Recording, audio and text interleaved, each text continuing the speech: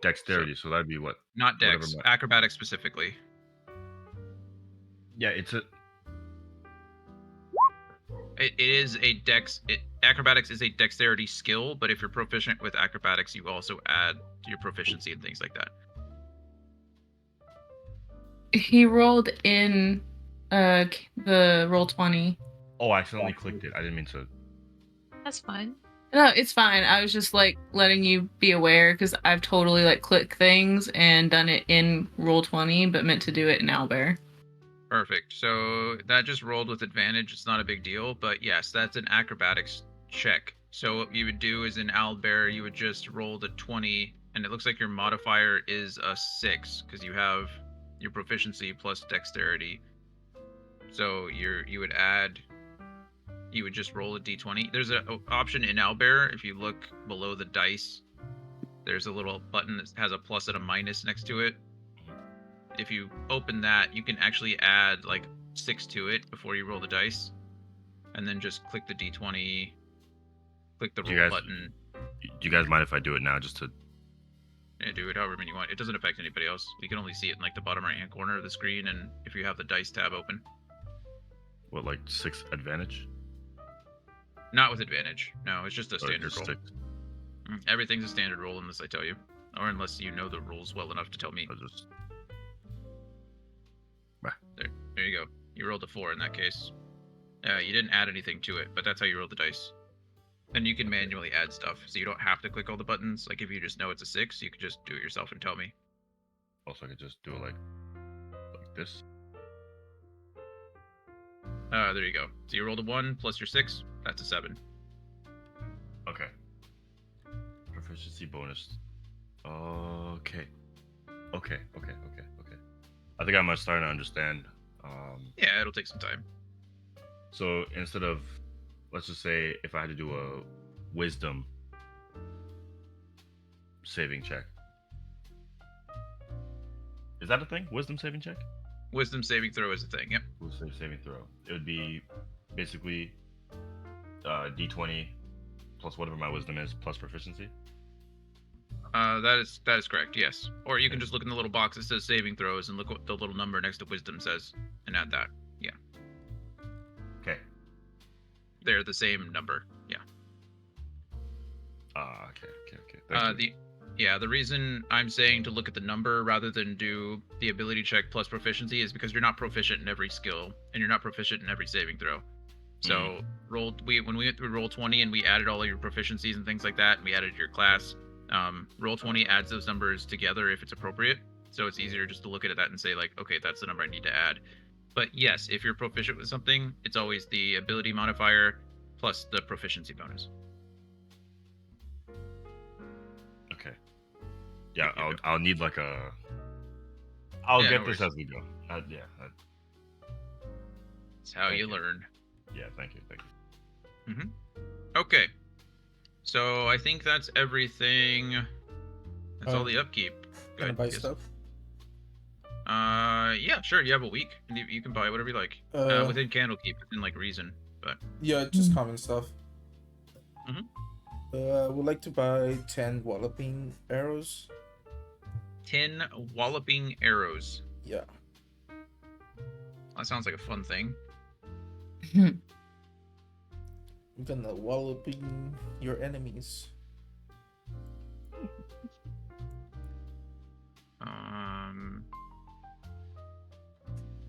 Can Alaric get counseling on his gambling addiction problems? In your second downtime, sure. You certainly can. You can seek help. I don't even know where a walloping arrow is. I don't see that as an option at all. That was a walloping arrow. It's a common item. It's not. I don't know. I'm asking you. It's Centaur's page 139.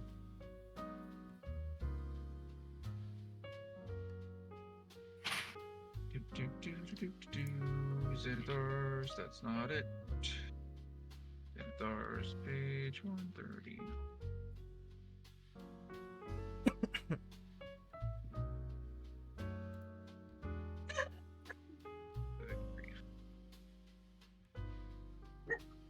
Walloping ammunition. Creature hit by That's ammunition. fine. So it's not an arrow. It is, but it's not. Okay.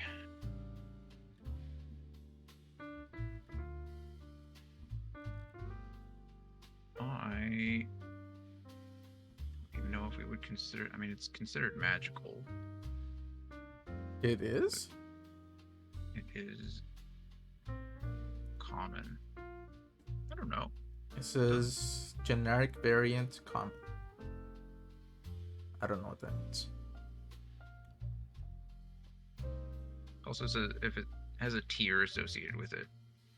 Most of the time, if it has a tier associated with it, it's because it's a magic. It's referring to the magical tier that the item is. Oh. For the sake of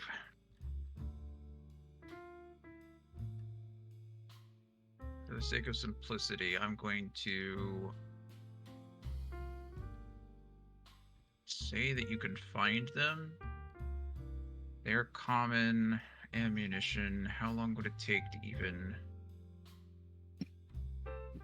craft walloping ammunition? Let's see, it's disposable or considered a consumable.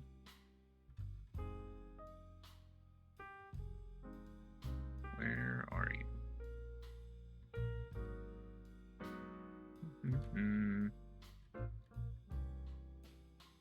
Potions of healing don't count.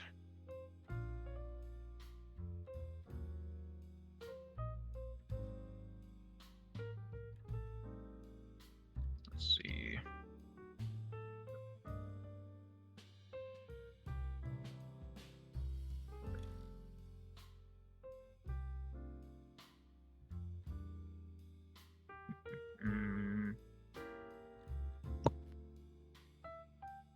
I don't think there are any rules on crafting ammo whatsoever. Sick. Isn't it? Isn't it cool? I mean, there's so many ways I could treat this. I don't want to treat it as like as a potion or a consumable because those are going to be more expensive. If I'm...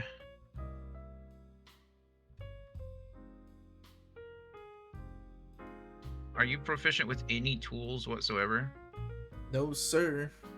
Perfect. Love it.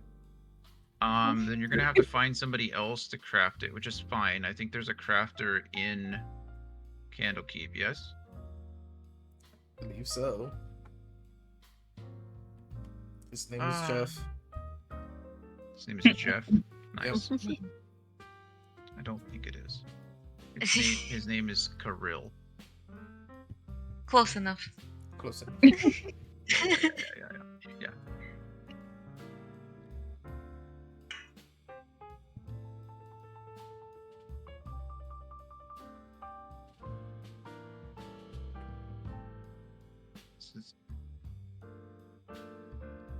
That kind of works, but kind of doesn't, because that's crafting like ammunition.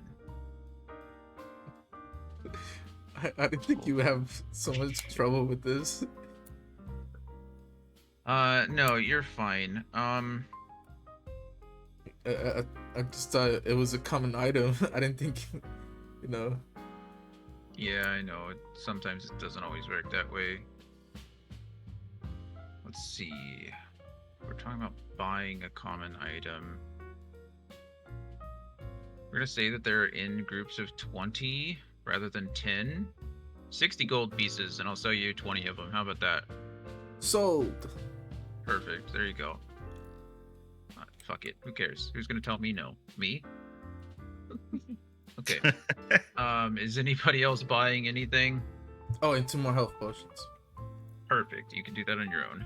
50 gold pieces. Yeah, can I buy health potions? Let me see. Certainly can. 50 gold pieces for a common one, and then they go up in price almost exponentially after that. Healing. How much does one common potion give? One common is 50, and then if you get like a greater one, it's 100. Hit points that it heals? Oh, hit points, no. No, how much does it heal? A standard potion of healing is 2d4 plus 2 healing. 2d4 plus 2, okay. Yep. And then there's the potion of greater healing, which is 4d4 plus 4. Superior is 8d4 plus 8, and Supreme is 10d4 plus 20. And if you're proficient in medicine, you max half of those rolls. Okay, so a standard I potion. did not know that. 2d4 basic potion. plus 2. That's because I made it up, Laura. It's not a real rule. That's 2D4, cool. That's okay. actually cool. So 50 gold Makes pieces, sense. yeah? If you want one, yep, 50 gold pieces. 4. Okay, there we go. Yeah, medicine proficiencies don't really have a lot of uses, so I decided to give them one, and that's how I do it. I got myself a decided not- potion. Yeah, I decided not to make things too complicated for you guys, because most of you are new players or relatively new, but in my normal campaigns when I'm playing with experienced people, your intelligence modifier actually affects the number of proficiencies you gain as a character. So Wow. if you use most classes, you use intelligence as like a dump stat. It's almost like the least important stat, unless you're a wizard, right? Or an artificer. Those are the only two classes where intelligence matters at all.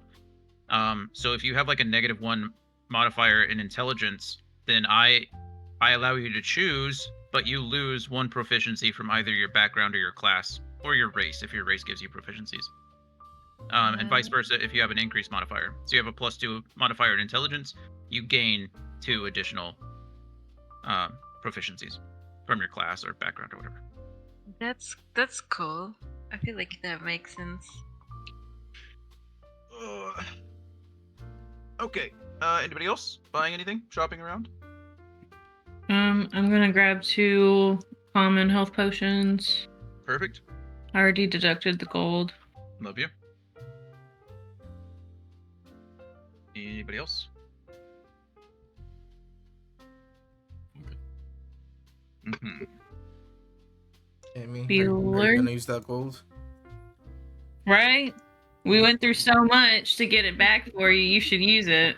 Please use I it. got Okay, well- shot in the chest, woman. I got shot in the chest. You have woman. You went 2K down there, gold. okay? Not my fault. Alaric, you jumped your ass in that pit. Shut up. Hmm. Okay, what do you guys want then? I'll buy it. What? I'll buy whatever you guys want. Just get yourself some health potions. I could Alaric heal wants to myself gamble. though. You know what? Yeah, I'll buy some health potions. You know what? Alaric, you have a Run out problem. of spell We're gonna slots have an before- intervention. I think that should be next week's downtime. Is an intervention for Alaric. Maybe. Gamble. Yeah, He's include- ready. He's already grabbing his money bag and looking for that guy who stole his 50 gold. He believes Also it was stolen. include stop blaming Emmi for everything. Jonathan, I have 2 questions before you call off buying things. Yep, go ahead. Can you give potions to other people? Absolutely. And If you administer the potion to yourself, it's a bonus action. If you're using it as an action, or if you're administering it to someone else, it requires a full action. However, outside of combat, you can trade whatever you want.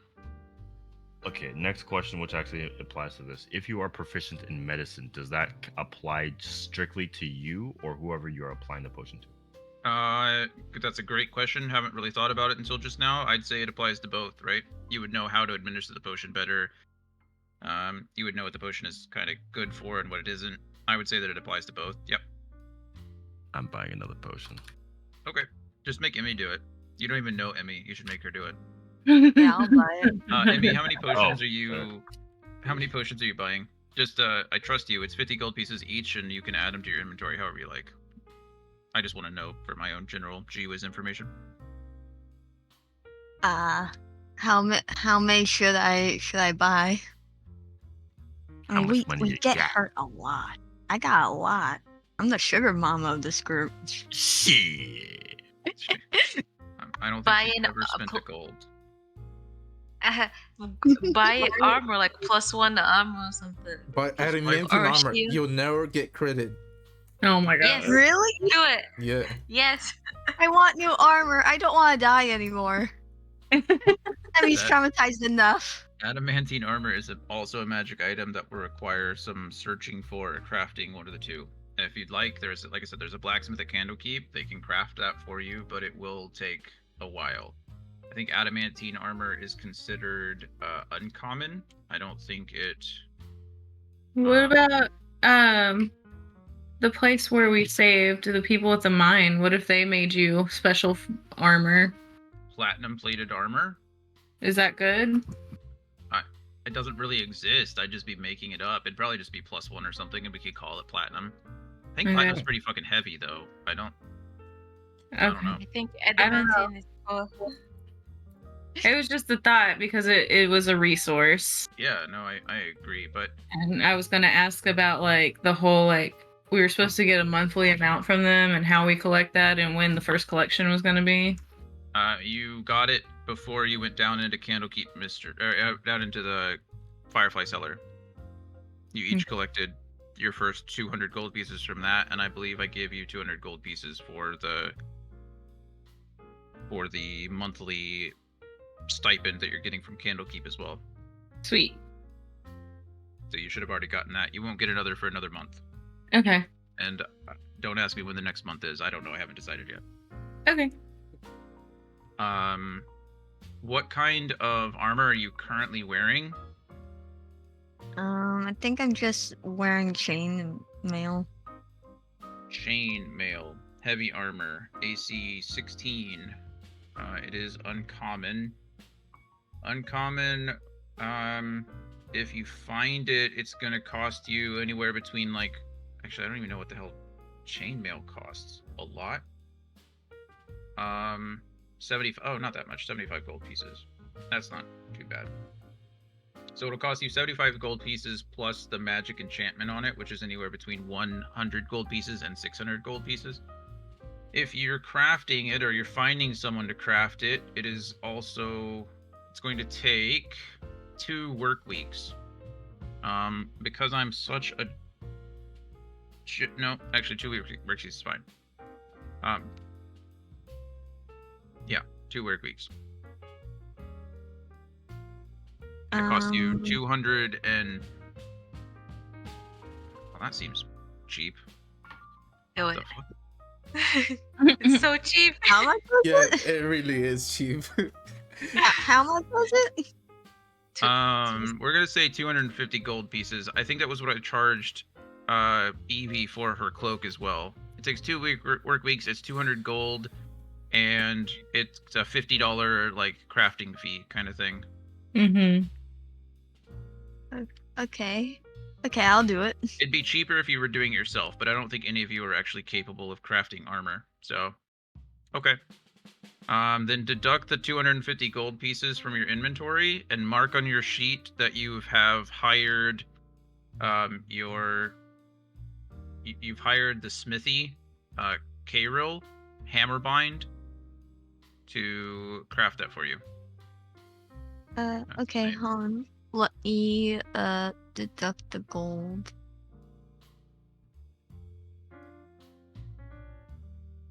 And then go ahead and if you're still buying health potions, I'd just buy 4 of them. 200 gold pieces, 4 health potions. That's 1 for each of your party members. Yeah, I'll buy the health potions. Okay. Everyone else can get their own too, but you can just stay stocked. Okay. Also, how I much realized is just that? the other. Say that again. How much are the health potions? 50 gold pieces a piece.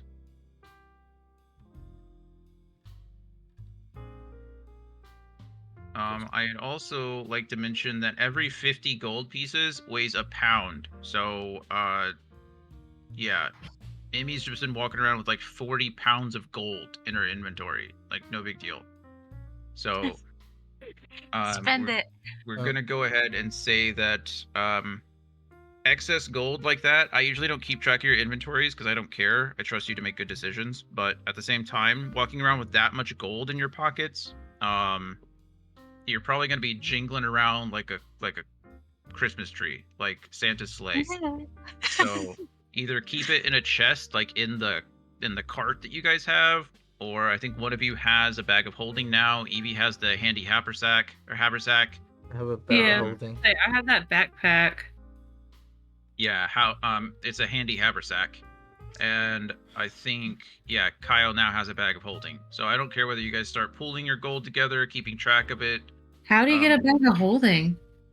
Oh yeah, that was the gift that the Avowed gave to your group after you saved the people that were down there. That's cool. Yeah. Yeah, we can hold like 500 pounds in it. Yeah. Still a lot of shit. Yeah. Put your money in there. Yeah, we could Alright. just say we put her money in there. Hella And work. she All of could- it? But I no, feel like we could just say that you put it in there, but you're still holding it in your inventory in roll 20. Yeah, so that way you know how much you have. Yeah. Alright.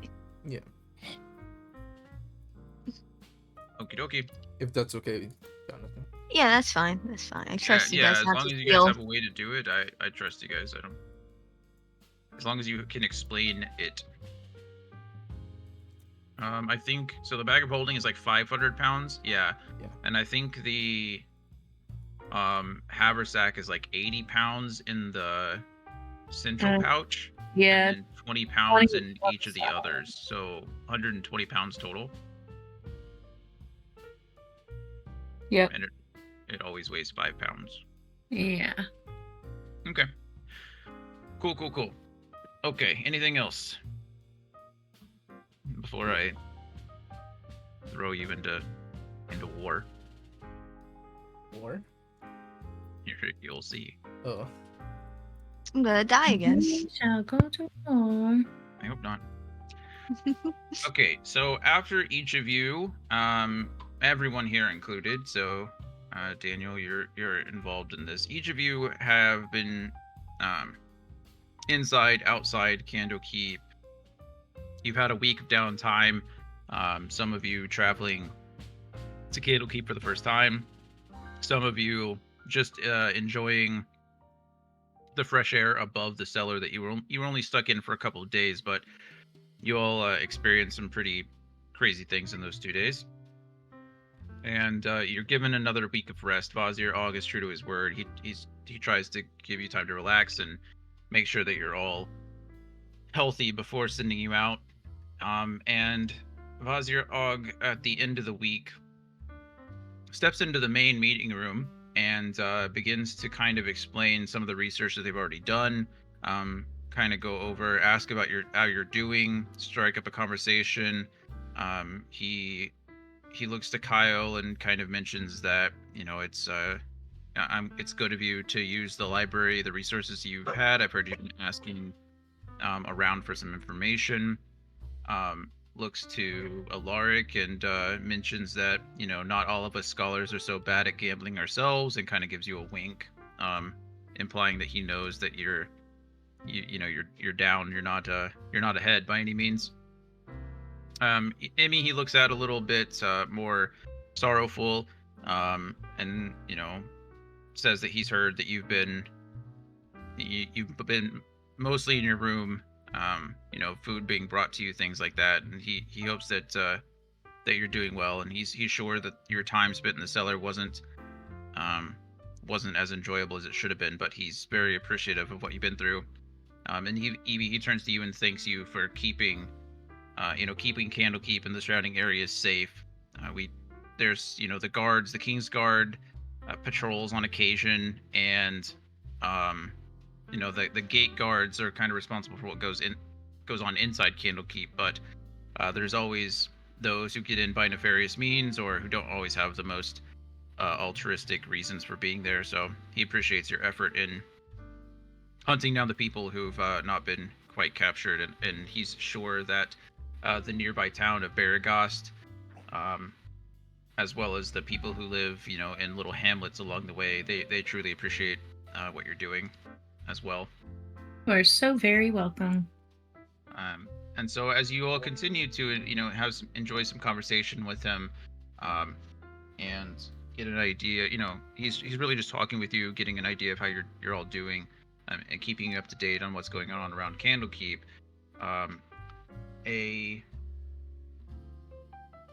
Goodness. I have to. I'm trying to keep track of so many tabs and so many people. I don't even know what this person is right now. What are you? This person. I don't know what he is. What is your race? Who are you? Ooh. Wait. Oh, he's a human.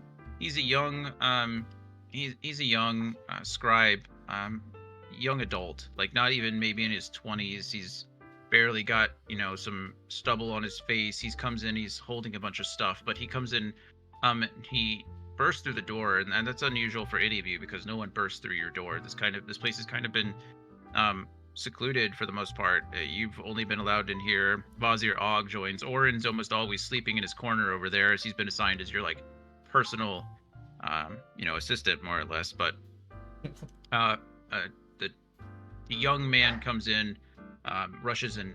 Vazir Og, there's trouble outside. Please come quickly. And Vazir Og turns and please, Fimbris, slow down. What is going on? And Fimbris doesn't really pay attention to you at all. He's just quickly describes that there's been trouble brewing. There's been trouble growing in the Court of Airs, and that the gates have been breached, and there could be trouble soon. And Vazir Og turns to all of you and will you help me with this? If what Fimbris says is true, we might need your assistance again. Of course. Quick question: have we had a rest? You guys, yeah, a week of it. Yeah, it should be a long rest by now. Oh, that was a dumbass question. Sorry. You're good. There's no stupid questions.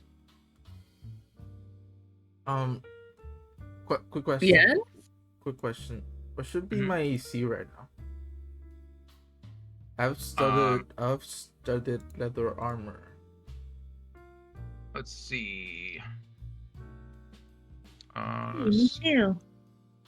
Studded leather armor is your AC of 12 plus your dexterity modifier.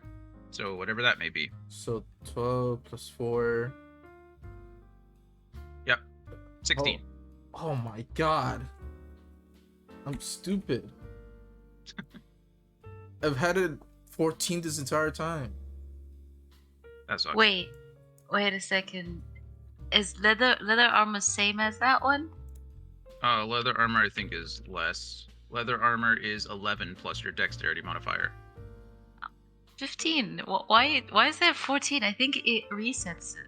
It does. So everyone needs to go to, if you go to Candlekeep, if you go to Roll20 and you go to your character sheet and you click the little settings icon. So not next to your name, but next to, it should say something, bio, spells, and then the little icon, the gear, right? Right. Mm-hmm. I think in the middle somewhere, there should be up near the top, there's an option where it says calculate armor class, and it'll say something like automatic or something like that. Just turn it off or turn it to manual, whatever it says. Custom. Yeah, Okay. that's the one. Probably. No, not custom. Oh. Because custom is going to ask you if custom is for monks who have unarmored defense, or barbarians who have unarmored defense, or things like that. There should be an option in there that just says turn off or calculate or something like that. I don't. So mine just went. I was already confused about mine because you said it was 12 plus dex, which is 2, but mine was saying that my thing was 16. Trying. You have a shield. Oh. So yours is going to be, what are you wearing? Studded leather armor. Okay, so yeah, 12 plus dex plus your shield, which is a 2 AC. Okay, so it is 16. Give you 16. All right. Where did you find it? And then it had reset to 10 when I changed that. So that was. Find what, Laura? The thing that you said turn off or something. Sure. So if you go, are you in the settings tab? Yeah. So in the top middle, there should be a box, and near the bottom, it should say something like armor class tracking or something like that. Yeah. So Okay. turn that from like automatic to off or automatic to whatever it says. Not custom. Off. Okay, I got it. There you go. Thank Just you. turn it off, and then go back to your core page and make sure that it's all calculated. So if you're wearing a shield, or if you get increased AC from, I don't know, maybe it's a +1 armor or something like that. Just make sure it's all good. I think yours was 11 plus dex, so 15 probably. Yeah. Yeah. Okay. And now it Thank shouldn't you. change anymore. Every time you level up, that shouldn't change for you. Alright. Thank you. It Thank should you. be good. Yeah, of course. Of course. That is literally what I'm here for. Okay. So it sounds like you've all agreed to help out. Yes. Yes. Daniel, have we decided, are you inside Candlekeep right now, or are you outside Candlekeep right now? Are you near the gates, or are you inside? I am in Candlekeep. Yeah. Perfect. Love it. Then that's where we'll start this. At the end of the long rest, I'm in Candlekeep. Yeah. Perfect. Then we're gonna change a couple of things. Daniel, your character Oh my. So has many people. spent the morning studying in the Pillars of Pedagogy. So Pillars of Pedagogy is a studying area, more or less. The Avowed bring books and things of that nature to you upon request. And it's essentially a place where scholars can go and study for extended periods of time without having direct access to the library itself. Most visitors who visit Candlekeep don't actually gain access to the books. They must request the books to be brought to them. So you spent the morning in there. However, you have overheard a commotion coming from outside. In fact, a lot of the Avowed you first noticed because one of the Avowed that you asked to bring you a book never seemed to show up. And so you stepped outside of your room and discovered that a lot of the Avowed were rushing down the halls, rushing down the stairs, and out the main door to see what was going on. And you decided to follow. And as you step out at about the same time as the adventuring group across from you, and all of you kind of see the same scene as before. As Vazir, Og, Orin, and Fimbris step out with you, to your right, or to the east rather, you can see that some kind of large group has kind of burst through, for lack of a better word, burst through the gates of Candlekeep. And Vazir Og, the main group, you can see is a little troubled by this, as in most cases, the magical defenses of Candlekeep are pretty straightforward. People who are not allowed in, or people who are not welcomed, greeted in, are not allowed in. You're over here. Sorry, I tried to move the page and I accidentally grabbed a mage. Oh, it's all good. And you can see that several things are occurring all at once. I need everyone to go ahead and roll me a perception check. Yeah, it is. I have a passive perception of 15. Is that good enough? In this case, we'll say yes. Anyone else have a passive perception of 15 or higher? I don't know. I have 17 passive perception. Jesus. Then we'll say that you do. I only 3 instead of my proficiency. Also, just a quick question. I don't have the dice tray anymore on my like task thingy, like the bar on top of the players' names. Do you know how to add it back? There we go. You mean you don't have the button anymore? Yeah, the button for the dice is gone for me. That's so weird. Have you tried refreshing the page first? See if it just didn't load properly. Oh, there it is. Yeah. It's Still not there? no. Okay. I'll just open it and Go to go to the main page. So if you up at the top, if you click the little owl button. Oh yeah, I did. Okay, if you click the little owl, then and scroll down, there should be an option that says something along the lines of starter sets. Make sure that it says that your dice is owned. Does it say owned or add all? You said at the bottom, or an No, no, no. extension. Like I don't know what yours looks like. There should be an option probably that says something like starter sets. Does it say anything like that? No. Let me look here. Let me.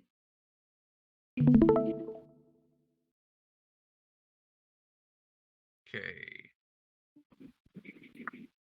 Go So to this is. this is all you see. Mhm.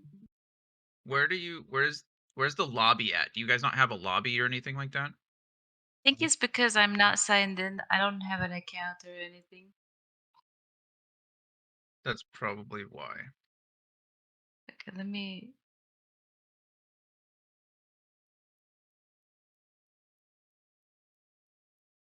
Some Weird. problem with it. Failed to fetch. Uh, I could just roll in roll 20 if there's a problem. I'll make an account, but it'll take me a bit. It shouldn't take too long. I'm just making an account. If your passive perception is high, I don't need the roll for you anyway at the moment. So make an account real quick. Try to log back in, see what it says. I found my passive at 17. Your passive is 17. Yeah. Okay. Great. Well, then you all just see whatever the hell you want. Who cares what you're rolling? Okay. Jonathan, I rolled the first time, but I forgot to add the perception bonus. So I did it again. The first time I got 10, the second time I got 26. Okay. Yeah, you don't ever have to roll again. Just tell me the total number. I'll just give you the information now. It doesn't really matter.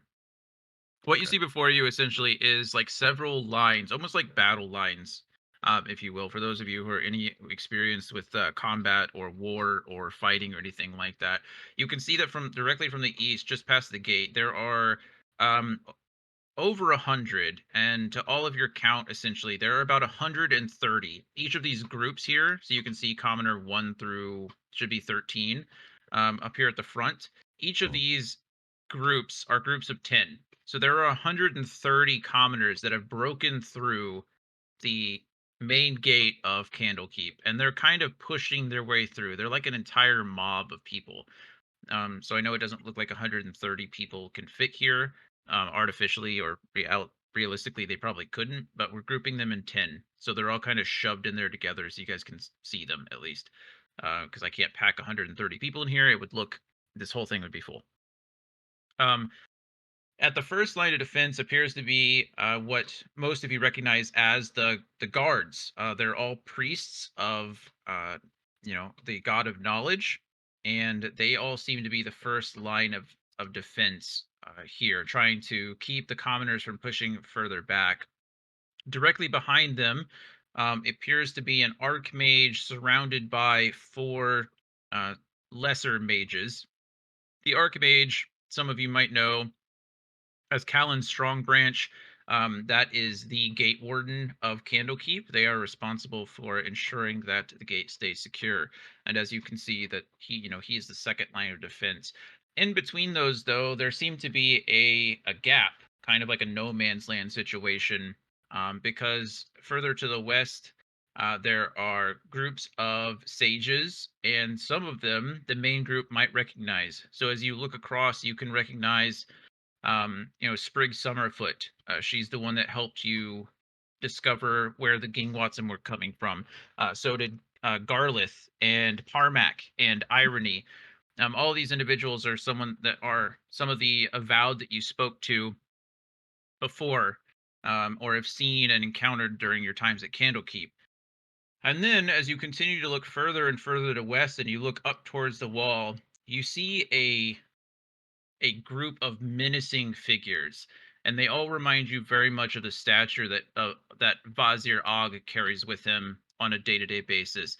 These are the guys. these are the people who are responsible for Candlekeep. They are called the Great Readers, and they are powerful in their own way. And you can see that there's a lot of tension up front, but the tension kind of lessens as it gets further and further away. And almost, well, you can see looks of concern on the Great Readers' faces. It's not, they're not all that tense. They look upon this pretty relaxed, and as if they're ready for pretty much anything. They have no problems defending Candlekeep, and they're certainly not afraid of any number of commoners could pose any kind of threat. Oh, now I see them. I had to zoom out. Yeah, these guys over here. Yeah. Whoa, they look cool.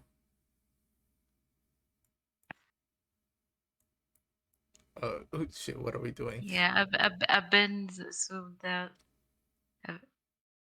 You're trying to choose.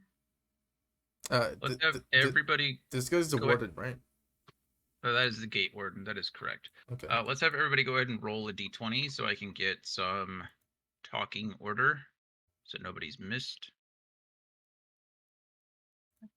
Let me just. Let's go, a 5. Get the bad ones out of the way. Oh, a 1. Look at me go. Heck yeah. Get the bad ones out of the way. Jesus. Okay, none of you rolled higher than a 10. It cannot be worse than last week. Roll 3. Where's Alaric? Alaric's not even, I didn't see Alaric on there. I rolled in 20. I'm trying to still add the dices in there. What did you roll, a 3? Yeah. Jesus Christ. Okay, surprisingly,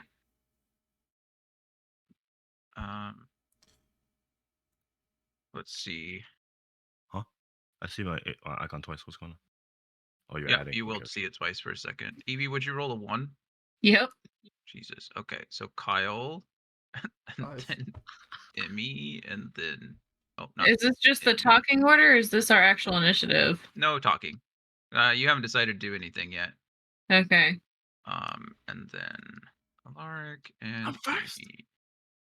You are surprisingly first, yeah. So, yeah.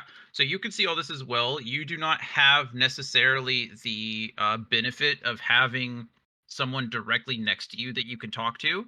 However, I will say that there are some avowed behind you. As you step out, there are some avowed that are hiding kind of in the doorway of the pillars.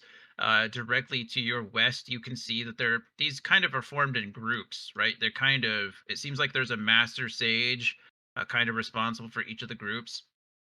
You can see them if you'd like to approach and ask questions.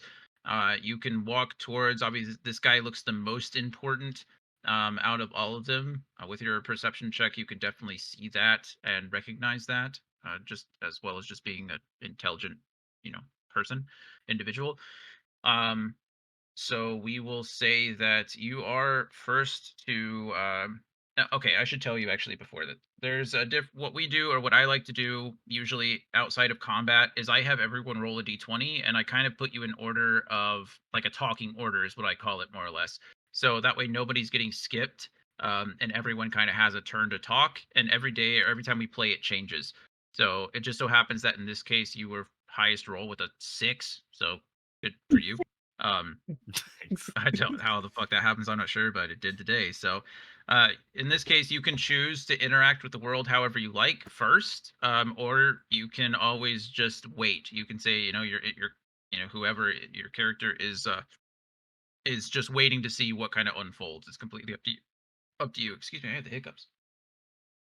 Adom scans the environment because he's the type of person that learned via backstory not to jump to conclusions.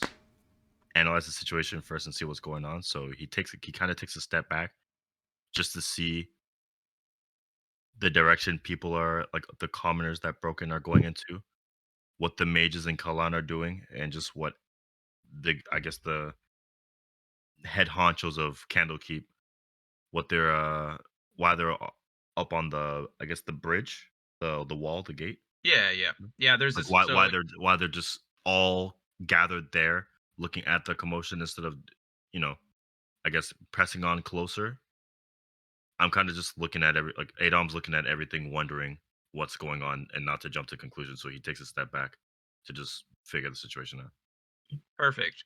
So yeah, Adon takes a deep breath and scans his environment as you mentioned. And you can see that like this is like the quiet before the storm almost. There's a lot of tension in the air. The commoners are being quite loud. I mean, there's a group of like 130 of them, and you can see even through the gate there are hundreds more, right? Mm-hmm. People are crowding through their gate. And you're not sure, but it really is just like, when is the tension gonna break? What's gonna happen first? Is it going to be a big gesture from the keepers, the great readers on the parapets above the emerald door? Is it going to be one of the commoners attacking a priest? What's going to happen? And at this moment, you're not sure. As you stand back and wait to see what happens. 'Cause I am alone at the moment. Yeah, you are. Generally, I was just about to mention that. So generally, what I like to do is I like to talk as little as possible when it goes on. I want you guys to bounce ideas off of each other and kind of guide the next person. You can see that Kyle is here, but you're nowhere near them, so it doesn't make sense for you to do that. So it's Kyle's turn. He can pick up where he goes. But Mhm. generally, when you guys are in a group, you can just like refer to the next person and keep it going down the chain. I can still see them all at the bottom by the. You can. Yep. Yeah. You Okay. have visual of each other. But to your awareness, they're not anywhere. They're not any more or less important, I guess you could say. Yeah, unidentified Yeah, as than of right anyone now. So else. I don't want to even approach them. But yeah, you're 65, 70 feet away from them. How did you see the distance? On the right hand side, there should be a interface that you can choose. There should be like select and draw and things like that, Is it and there should pointer? be something that says measure. Oh, measure. And if you click measure, you Oh, can drag. perfect. There you You go. said 70, 80. Okay. I Thank don't you. see Emmy on the list. Are you there, Emmy? On Emmy's what list? Yeah. Oh, I don't see Yeah. Emmy. I think Owlbear's being weird because you guys have been dropping in and out for me too. Like sometimes the page will load and some of you guys will be there and some of you won't. So Yeah, I don't see Emmy's, any on the Yeah. side. Emmy's right here, I'm and right here though. I think No, I'm they're right talking about in here, the dice guys. order. If on you the open up the dice tray, you can see that people like yeah, on yeah. the dice tray on the side. Yeah. As long as you can see your character, I think everyone should be okay. It'll just update it as it goes. It's being weird. I know. oh, that part. Yeah. Yeah. It didn't show Alaric for me for a while. Yeah, I've been in and out. Oh right, Kyle. It's up to you. Okay. We've never seen the warden, right, before? The gate warden? Yeah. You guys have been in and out of Candlekeep like I don't know, for months now, right? I mean, generally you're in for a few days, you're in for a work week or two, like 1 or 2 weeks, and then you're out the door again. There's a good chance that you've probably seen him, whether you've interacted with him or not. It's hard to say. Rather than more just he's obviously aware of you. He knows that you have been hired. You're working as hands of the keeper. He's signed off on the letter that all of you are currently holding, kind of the contract. His signature is on there as well as as the gate warden, responsible for security. Mm-hmm. So he knows of you, but I couldn't speak to your personal interactions. Right. Could we discern his demeanor, like how he is? Is he strict or is he Sure. a serious Are person? you asking Vazir Og, or are you trying to investigate yourself? Just yeah, I'll ask Vizirog. Sure. So let me see. And after that, I'll just whatever he says, I'll try and approach the warden. Yeah. Yeah, so Vazir Og explains to you that Gate Warden Strong Branch is a strong man, but he is very caring. He has to be good at his job. For he sees people of all sorts coming in and out of Candlekeep. commoners looking for answers, scholars looking for answers, all of them coming with what they believe to be, a prized possession, essentially, a letter that was handed down through generations or something like that. So, Vazirog mentions that he seems, very on edge. He's very, I don't want to say disappointed, but he's very concerned that it's gotten to this point. And he is a little on edge right now. He's a little bit more tense than Vazirog is normally, or is at least used to seeing him. He usually has a pretty calm and steadfast demeanor. Okay, thank you, Vazirog. I I'll just suggest to the team that to approach the warden to see if he needs help with anything, and I'll start walking towards him. Okay. Hello, warden. Is there anything we can help with? He will respond to you on the next round if you'd like, after everyone's got a chance to kind of react to your actions. Yeah, that's my turn.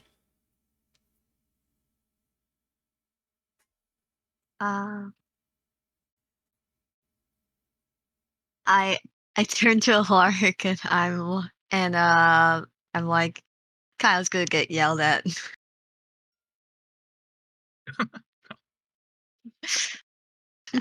Alaric just shrugs and follows because he also wants to know what the fuck is happening. Was this so many people gathered in one place or not? I don't know. They are. So he will follow Kyle with Stolas. Okay. Emmi, other than looking and talking to Alaric, was there anything that you wanted to ask, or are you following as well on your turn? I'm following too. Okay.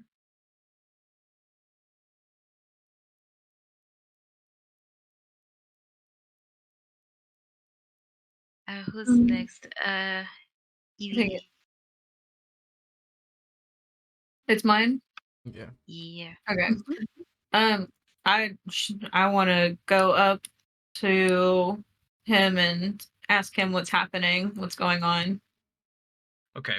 Eevee, as you continue to step away, Vazirog kind of nods his head in kind of reassurance. And Eevee, you see him like literally step out of existence. He disappears directly in front of you. After mumbling something to Fimbris. Fimbris goes scurrying into the hearth directly to the south and disappears through the main door. As Vazirog again looks like he steps into nothingness, and just vanishes as you approach the gate warden. What would you like to ask the gate warden? What's happening? So gate warden watches you all approach, and he turns as Kyle approached him. He turned towards your group, and again recognizing you. He also saw past you, and he saw Vazirog disappear. And Eevee, you can see him look up and over your shoulder as scanning for Vazirog to join the other great readers. And sure enough, as the group turns, you all follow his gaze, and Vazirog has in fact stepped back into existence over here and is standing, nearest to the person right out front, and is sharing words with a gentleman to his left, who you don't recognize at this time, but it seems to be that everyone up there is deferring to him. All heads are kind of turning as Vazirog, again steps into this dimension, steps into this plane, and begins to address the gentleman. Kalen looks to all of you and nods his head and kind of starts to explain. Adom, I will allow you to walk over if you'd like to join or see if any information. You're about, you're about 25 feet away, so you can probably hear if you'd like to stay where you are. I was gonna say I was actually gonna stay there to see if I could overhear it. I'm glad you mentioned it because that's actually my plan. Yeah. I mean, 25 feet, even with the loudness of going on, you can kind of focus your hearing and overhear at least this conversation. Kalen explained. Oh, go ahead. Sorry. Oh, Adam's the kind of person to rather observe and try to listen in before making assessments. So like if given where he is, you can see that like since his back's kind of towards a wall and he could see the overall surroundings.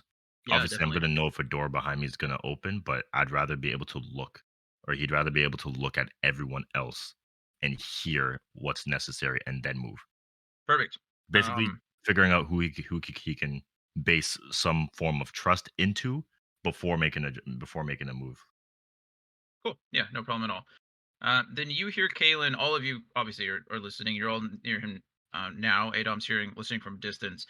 You hear Kalen start to describe that over the last week or so, word has started to spread that Candlekeep has become kind of a safe haven for people suffering from the plague. We're not entirely sure how that news got out, who was spreading it, but apparently some of your names have come up, and some of the main group, uh, Eevee, Kyle, Alaric, Emmi, even names that are no longer with you, Zella, Motul, Lancelot. All of your names have kind of been addressed, and it seems like people who have been affected by the plague or people who are also seeking answers of some kind have slowly over the last week or so started queuing up outside of Candlekeep. And you all are used to this. Adom, when you first arrived at Candlekeep, there was a line. All of you, Eevee, Kyle, Alaric, Emmi, you guys have been in and out of Candlekeep, and your letters allow you to bypass that line. Your letters allow you access. But Adom, you've been waiting in line before this. Let's say you've been in Candlekeep about a week, but as you entered Candlekeep the first time, you were in line for hours, almost a full day before you were admitted in through the gates and presented your item.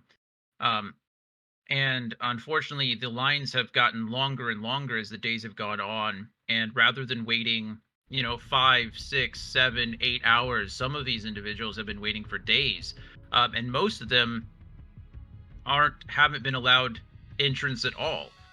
Most of them didn't come with the intent to study here at Candlekeep. They came for answers from the great readers. They came for answers from the keeper himself. They came for some kind of assurance that someone is helping them.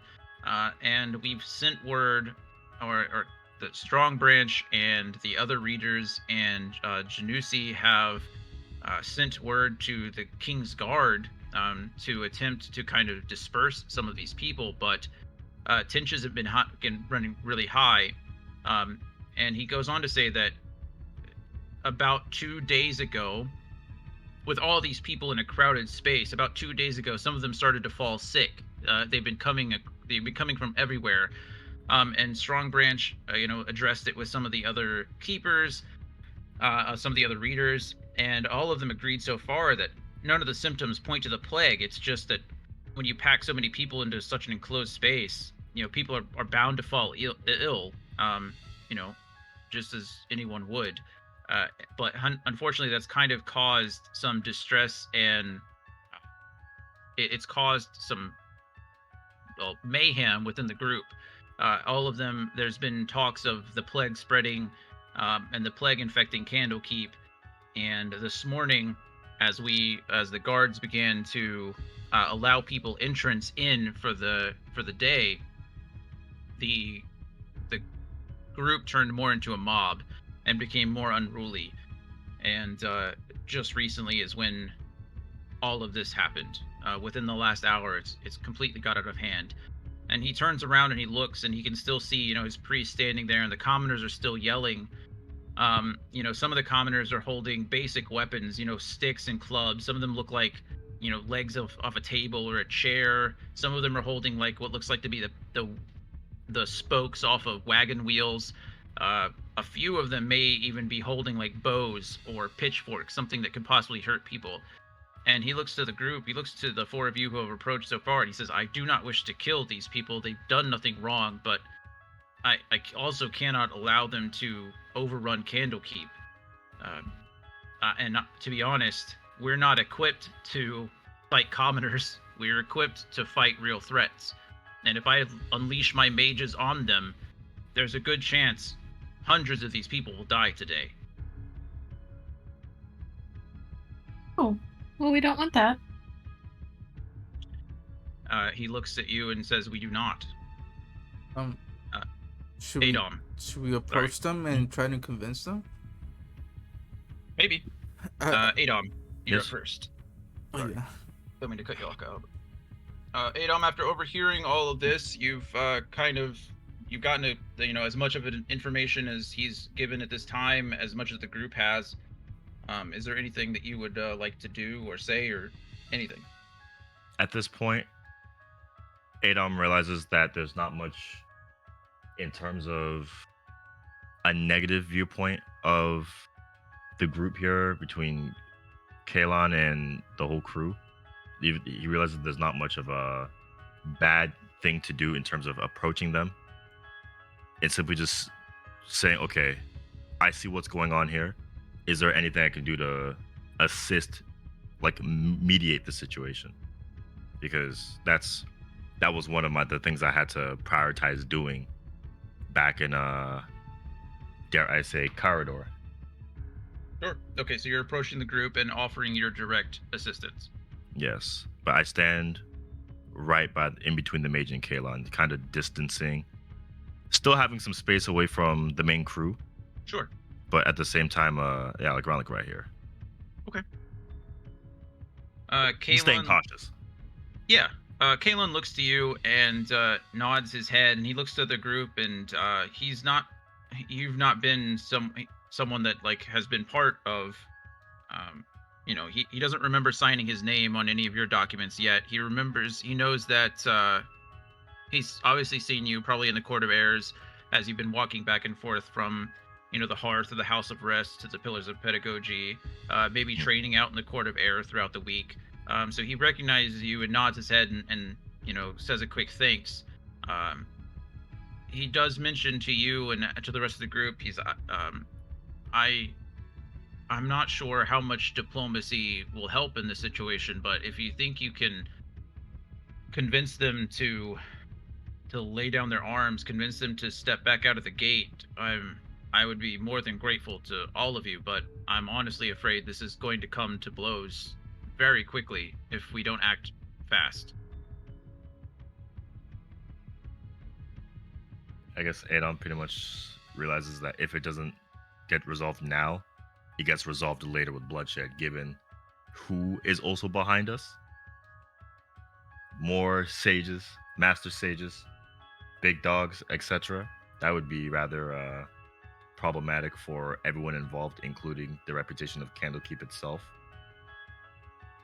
So I think Adom would personally rather not have that. Are you saying this out loud? Yes. Then Kyle will say violence is never a solution in this situation. We just have to talk to them. And if you allow me to approach Caitlin, if that's okay, I would want to see what their situation is and understand what their troubles is. Kalen looks to you and smiles. He looks at Adom and he looks to you, and he turns back. And again, I want to address that. While this, I know it only looks like a few tokens, there are hundreds of people there. And he looks back and he smiles and nods his head and says, I appreciate both of your bravery very much. And believe me, your desires match my own in this case. I truly hope that I'm more than willing to allow you to address the group as a group. If you all agree to do it yourselves, and I will do my best to approach with you if you request it of me. But the truth is, I am not willing to send any of you into that mob individually. Because as brave as all of you may be, I don't think any of you are strong enough to take on 100 to 1. Fair enough. Out of character question. Yep. I can speak in first person, right? I don't have to keep going. Adom goes. Absolutely. Adom goes. Yeah. I can't know all that. I will follow Kyle because Alaric hears him talk, and yes, he'll help, he'll assist. Did I get the order wrong? Is it Alaric and then Emmi? I thought it was Emmi and then Alaric. No. Oh, that was the order. Okay, I didn't actually see it. I wasn't there. Oh no, it's Okay. fine. I didn't know if I might have gotten it wrong. Okay, It was Emmy first. I'm sorry. I didn't know. that's fine. You're fine. I just want to make sure it's an honest mistake. It's all good. Okay, so Alaric agrees with Kyle, right? Alaric's gonna file Kyle. Mm-hmm.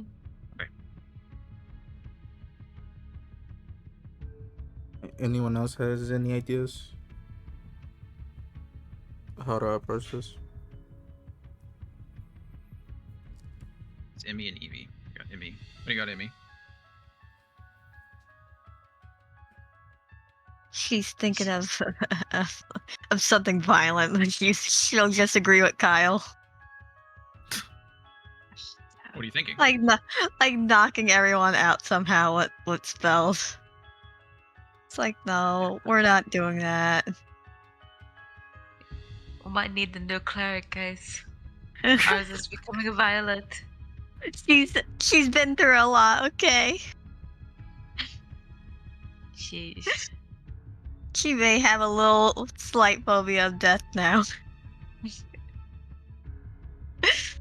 She'll go along with Kyle and Alaric, though. Okay. Nope.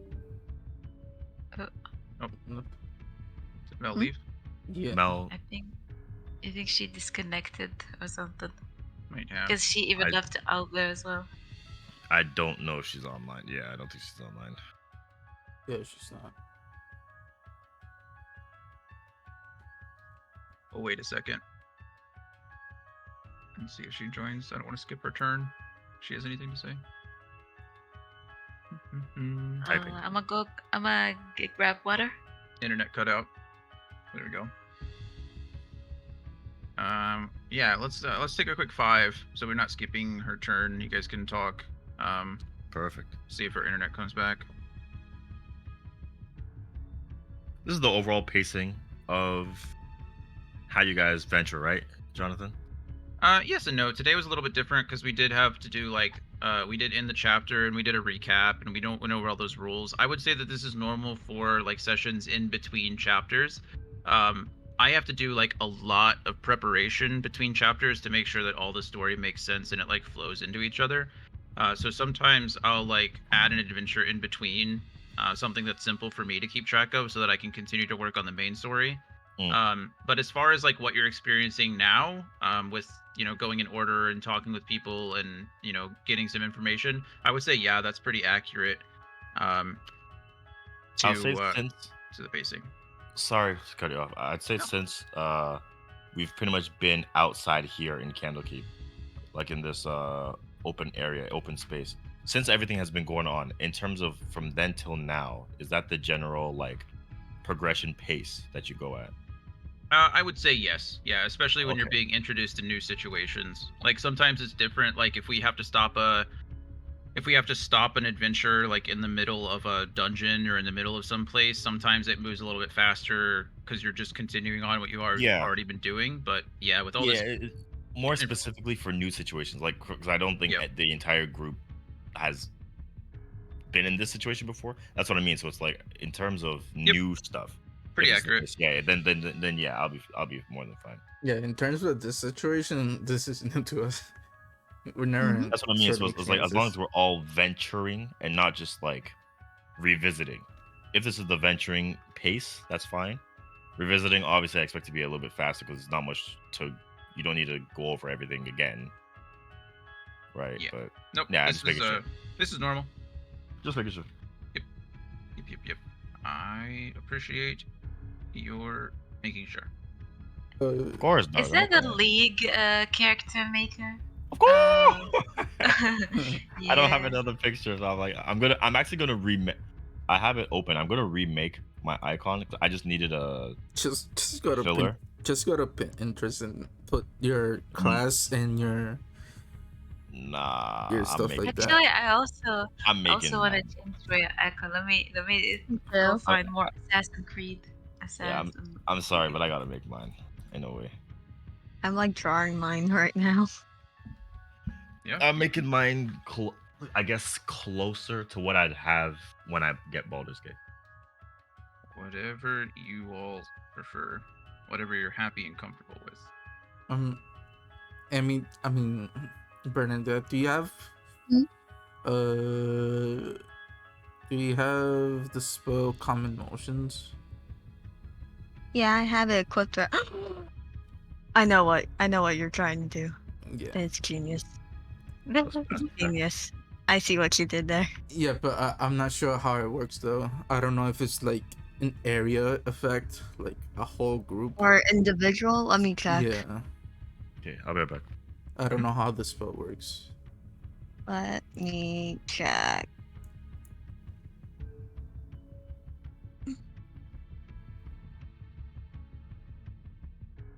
Yeah, there's so many. That's this group of people, so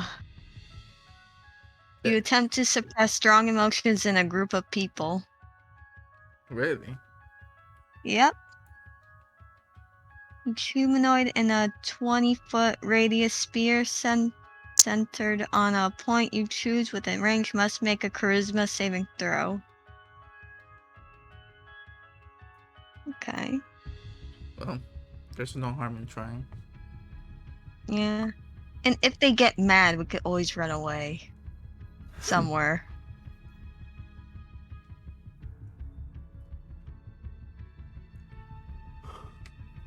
I'm gonna use the bathroom. Be right back. Okie dokie.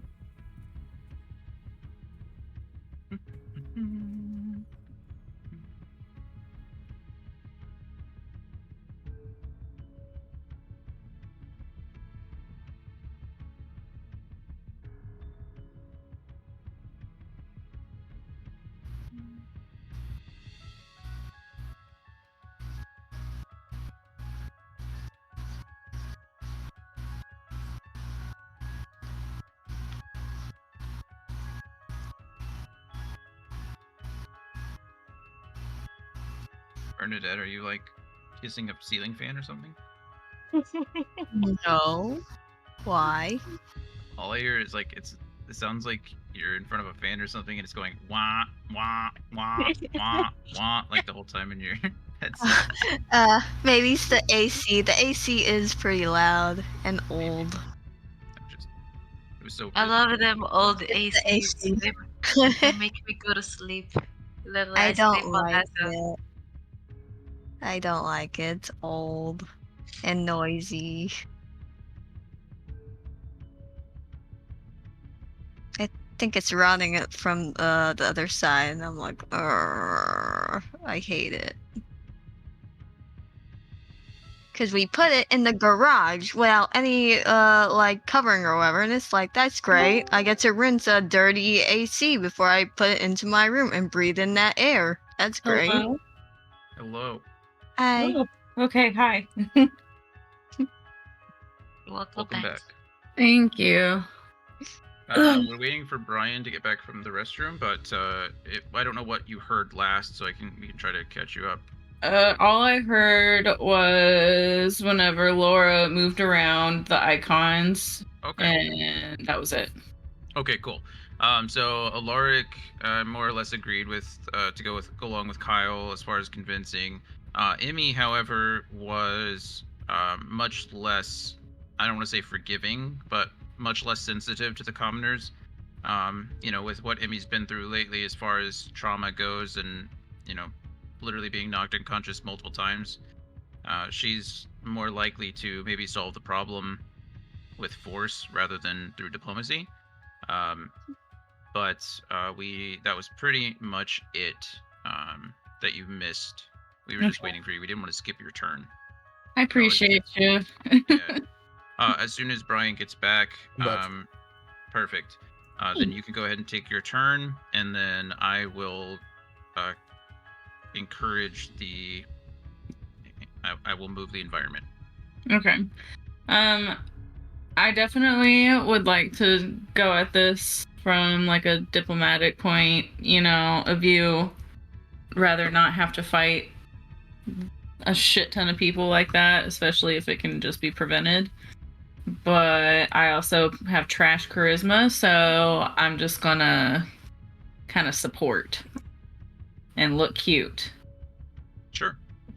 So as you all are discussing it and make sure that you're all on the same page, Callan kind of nods his head in agreement and says, "I'm glad you all are on the same page." He kind of gives a side eye to Emmi a little bit, but understands that we all have our different ways of handling things.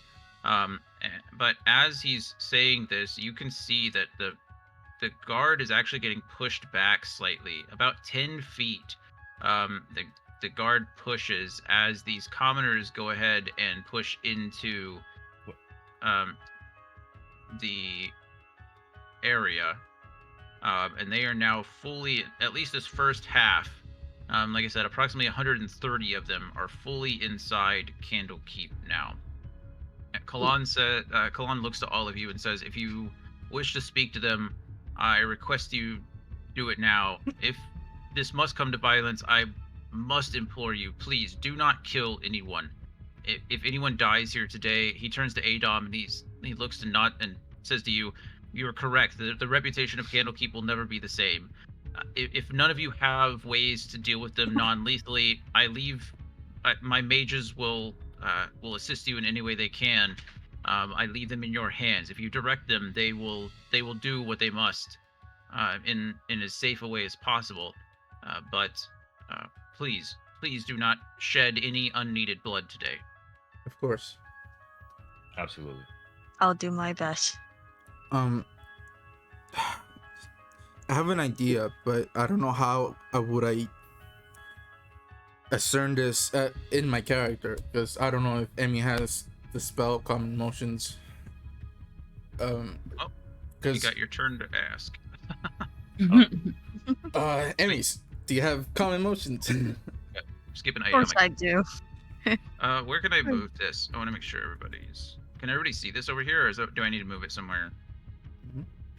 I would say maybe like right here, because if I zoom in, I have to go back.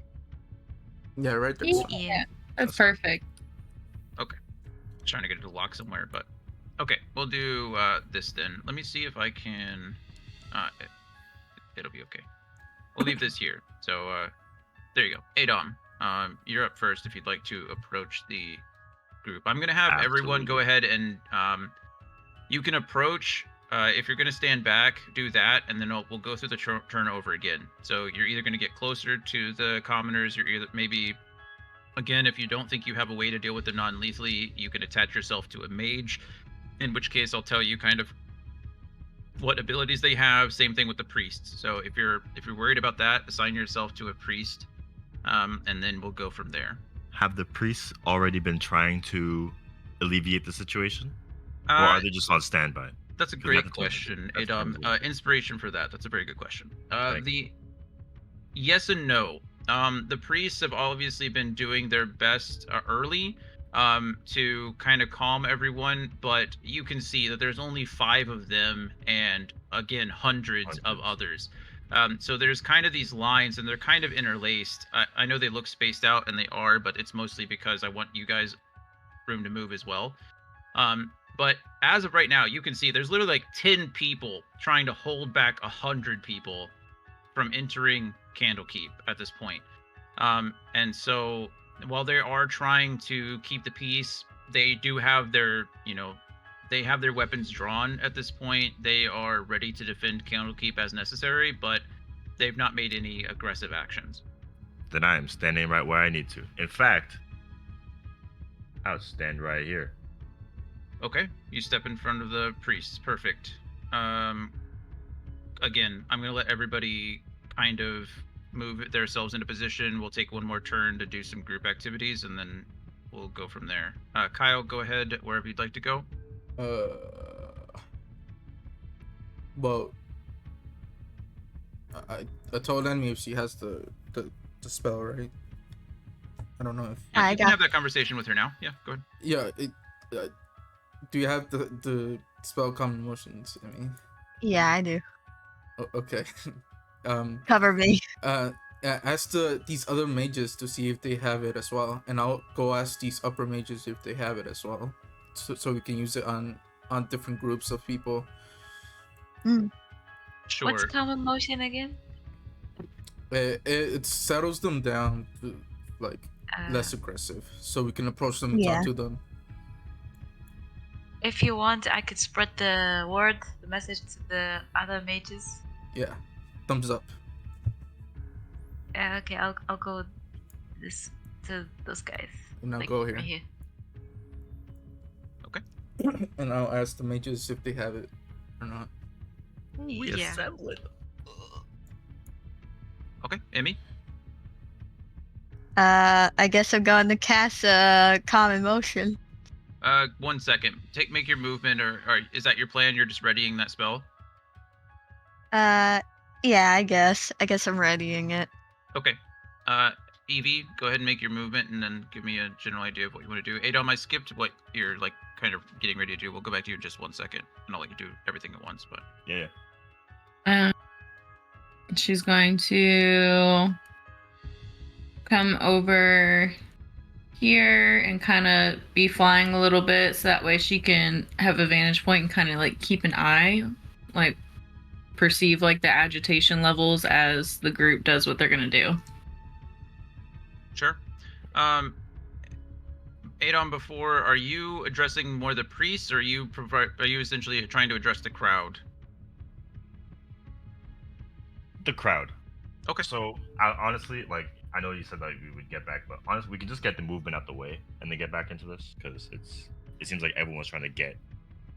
If you look at it in the real time situation, it'd be like this is all happening at once. Yep. So like everyone could just move into position and then we just go through what we gotta say. So it's fine. We can. Yeah, that was the plan. But then Kyle had some questions for some mages, so did Alaric. So I just want to make sure you had a chance to say some things too.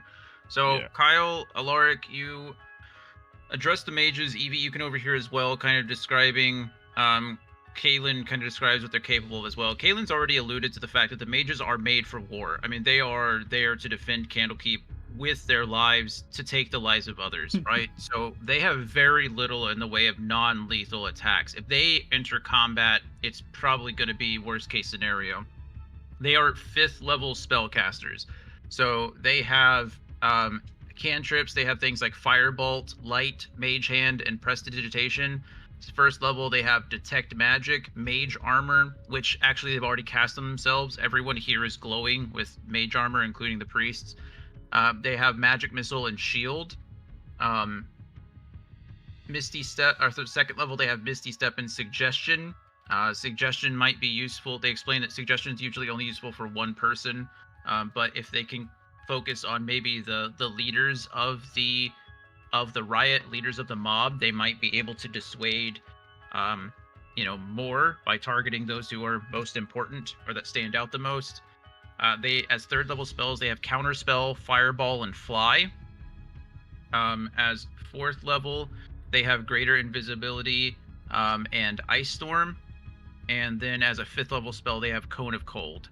So there's probably like 2, maybe 3 spells in their entire arsenal that can be used either defensively or can be used maybe creatively to perform some kind of defense. And I'll let you play around with that. What I mean is, I know what the spell description says, but if you can come up with a cool idea how to use one of their spells more defensively or something like that, tell me and I'll probably let you do it because I think it's cool. The priests, on the other hand, are more the peacekeepers. They have things, they are only 3rd level spellcasters. They have Light, Sacred Flame, and Thaumaturgy.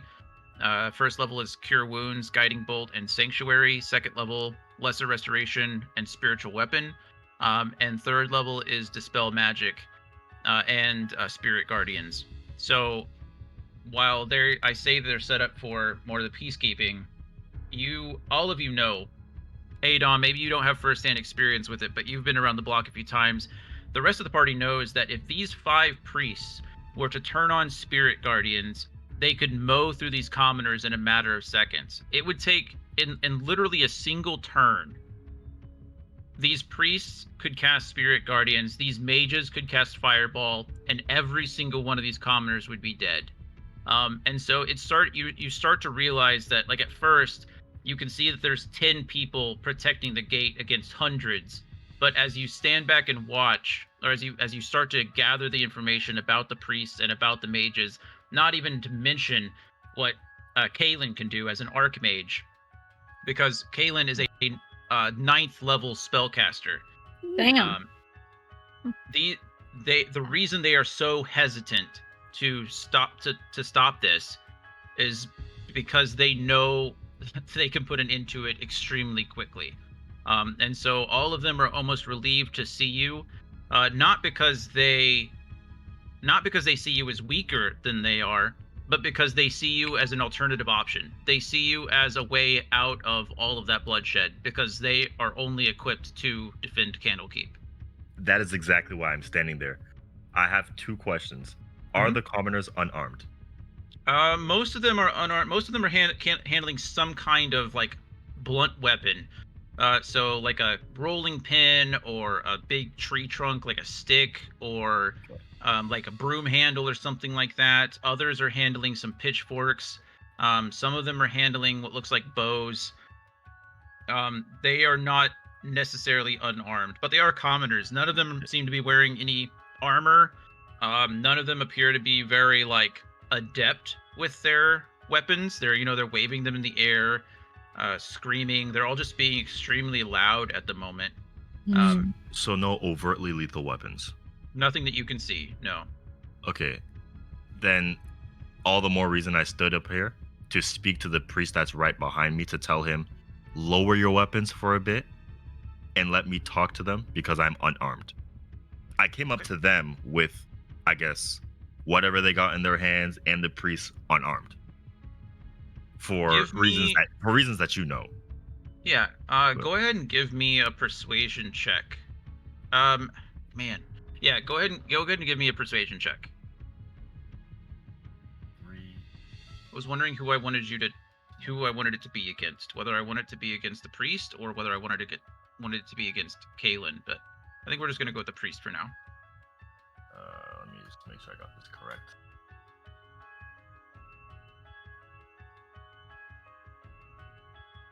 Can you see that? It looks like a 13. Yeah. Or a 10. It was a 10, yeah? Oh, no, it is a 13. I have 3 persuasion. Okay, so you rolled a 10 plus 3. Perfect. Yep, 13. I can see it. Or was I supposed to add the proficiency? Am I tripping? Are you proficient with persuasion?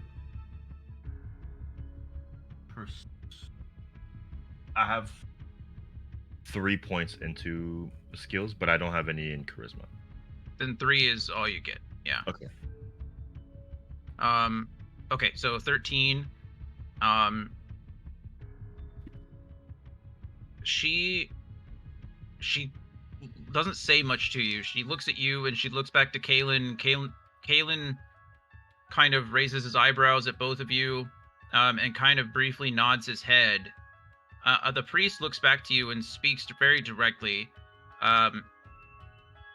She says, "I will sheathe my sword, but my spiritual weapon will remain drawn." And Adom, as you look, you actually see that she's handling a physical sword, and as she sheathes that and removes her hand from her weapon, she's still holding this spiritual blade in her hand, and it is glowing with like holy light, more or less. She's not wielding it. She's placing it down now. It's not pointing anywhere. She's not on guard. She does not stow away her shield or anything of the such. But her physical weapon is sheathed. And as you look around, the other priests do that as well. All of them sheathe their physical blade, but their spiritual weapon, some of them hold it in their hand. Some of them allow it to hover over their shoulder, and they don't all take the form of swords. Some of them have a spiritual weapon that's a mace, and some of them have a spiritual weapon that's a club. Various weapons are, floating around and rotating around these priests. But they do sheathe their physical weapons. That's fine. I don't want them to be completely off, like completely unarmed on no defense, but I want them at the very least to lower the image of the threat. Yeah. To Perfect. the commoners, so at least, because panic spreads like wildfire. If you drop that kind of pressure, it makes them more likely to want to breathe versus, oh, we could die right here and now. Forget it. Let's just run through and actually create the problem. So that's good. We will consider that your turn for now. Rolling That's fine. to persuade the priest and talking to them. You can readdress the crowd on your next turn if you like. That's actually what I wanted. Yeah, that's a lot for a turn. Yeah. It's my turn. So understanding that the mages are built for war, not exactly calming mobs. Correct. Again, some of their spells may be used in creative ways to provide some defense or to provide some obstacles if you want to get like really fancy with them, but yeah. Then I'll let them know to if they start running towards us, to use the cone of cold to freeze the floor and make them slide, to make them prone. I'm sorry, you're cutting out, or at least you're cutting out for me. You're going to ask them to freeze what? Freeze the floor and make them slide. Okay, so you want to use it on the ground. Yeah. Okay. To make them prone. Perfect. Yeah.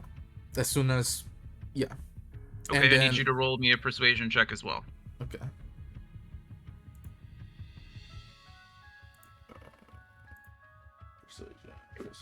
Persuasion. Oh, fuck, it's +1.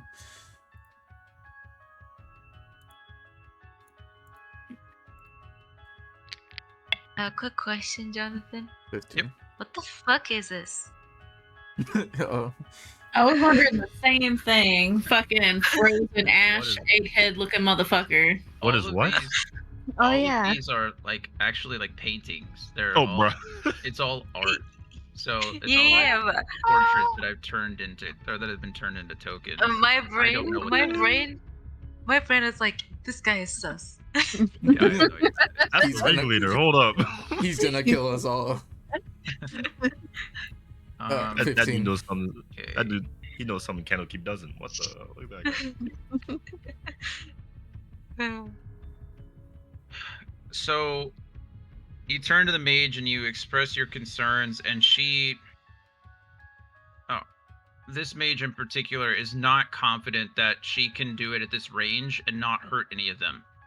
She warns you, she tells you that she can do her best, and the others may as well, but at this range, there's a good chance. I mean, Cone of Cold is a 5th level spell, and it is a 60-foot cone. So she could blast it at the ground in front of her and maybe form some kind of barrier to prevent them from going further. She'll do her best, but it's probably not going to be... She's not confident, is essentially what it is. Maybe the skills are there, but she's never used it in that way, and she's not confident that it would work. Okay. So.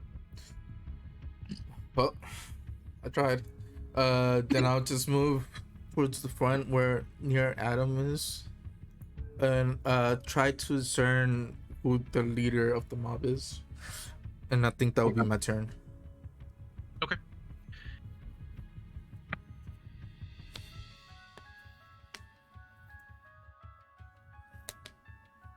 Bernie. Oh. I'm still casting Con Motions, right? If you'd like to cast it now, you're more than welcome to. Or you're more than welcome to attempt to. Yes. Could I give Kyle a look, like, do I cast it now, or am I waiting for a signal? Well, I'm trying to when I'm ending my turn, I'm trying to see who the leaders are. Maybe we could use that on them. Okay. And yeah, then so then I'll wait. you direct the rest of the mob away from the castle. Okay. I'll wait for the sign then. Oh Okay. yeah. Is there a leader like among them, like someone who's like in front, like kind of guiding the whole thing? Yeah, go ahead and roll a perception check for me. Kyle, you can help her if you'd like. You were trying to do the same thing. Yeah. Should I roll, or she's rolling with it? She'll roll. Alaric will roll. You'll just Alaric will get advantage. Okay. Give me a second. Perception. 7.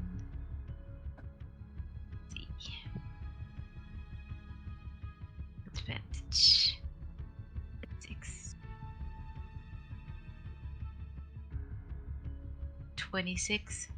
Okay. So there is not a singular leader amongst the crowd. However, there does seem to be pockets of people that, within each pocket, there seems to be one or two people that do seem to scream the loudest. Maybe they're the biggest. Maybe they're just someone who's a little bit older. In some groups, maybe it's someone who's the youngest. Right? There are hot spots within various groups. I'm not going to say every one of these groups. Like I said, each one represents 10 people.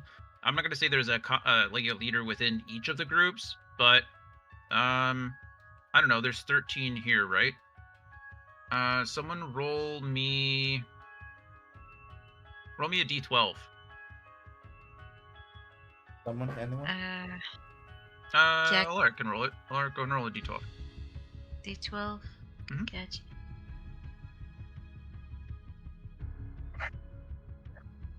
9. Okay, so amongst 130 people, there are about 9 leaders, I would say, that are probably the focus, and they're kind of spread out among them. There's, I don't know. We can say that I have like little things, right? What do I have? So many. What do I want? Oh, how about raging? Rage. Seems like it would make sense. That's 2, 3, 4, 5. Actually, let's move that one. 5, 6, 7, 8, 9. Spread these guys out a bit.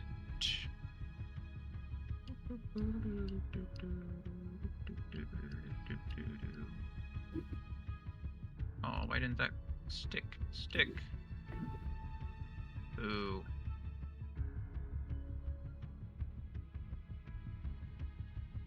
That's not sticking either. You're supposed to. It's fine. I'll just leave it there. Oh, wait, is it? It's connected to this one? That's weird. Okay. There we go. So, of the 13 groups, about 9 of them contain a leader.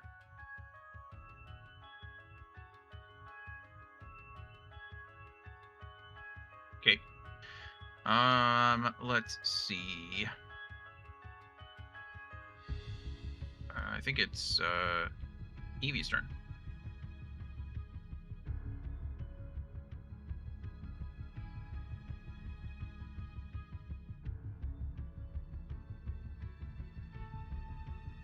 Mel, are you there? Did you get disconnected again? Probably. Probably. It's weird. I see you're on everything. Yeah, I don't know. Me neither. Let's see. I'm gonna open up her sheet just to see what we're doing or what we're dealing with.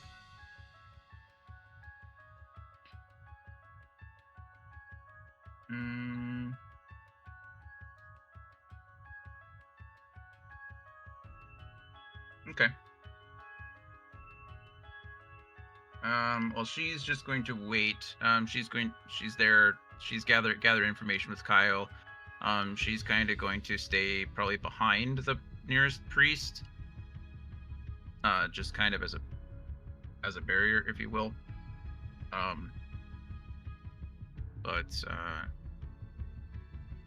Yeah. Is there? Hello. Oh, there you are.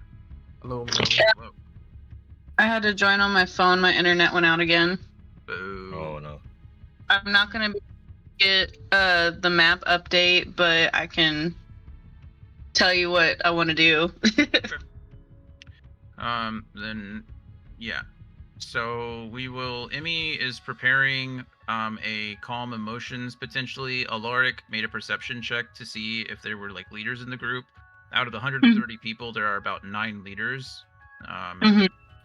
and they're kind of the hot spots for everything. And it leads to your turn, actually, if you want to go ahead and make a decision. I just wanted to place myself to where I can ready gust of wind. So if there is an outbreak of violence from the commoners, then I can just like have that readied and push them back. Okay. So do you want to be on like even with the priest then? Like on the I want to be angled to where I can push as many as possible back because it's like a 10-foot wide blast. Okay. So to be even with the priest, then yeah. Okay, I think that's about as close as you can get, besides unless you're like within the common area, like within the commoners themselves. So I can't see the update, so I'm gonna need you to move it for me. yeah, I already did. Okay. Yeah, I'll take care of all that. I'm just making sure that I'm putting you where you theoretically want to be. Yeah. Okay. I was thinking like, yeah, in the line, like either to the north of where Adom is, or like maybe if she hovers above that empty space, like where he's at. I don't know. That's kind of where I imagine. Okay, we can put you next to Adom if you want, up there in front of the priest. That's fine. Okay. I'm going to need everyone here to make a charisma. Do I want a saving throw or do I want to check?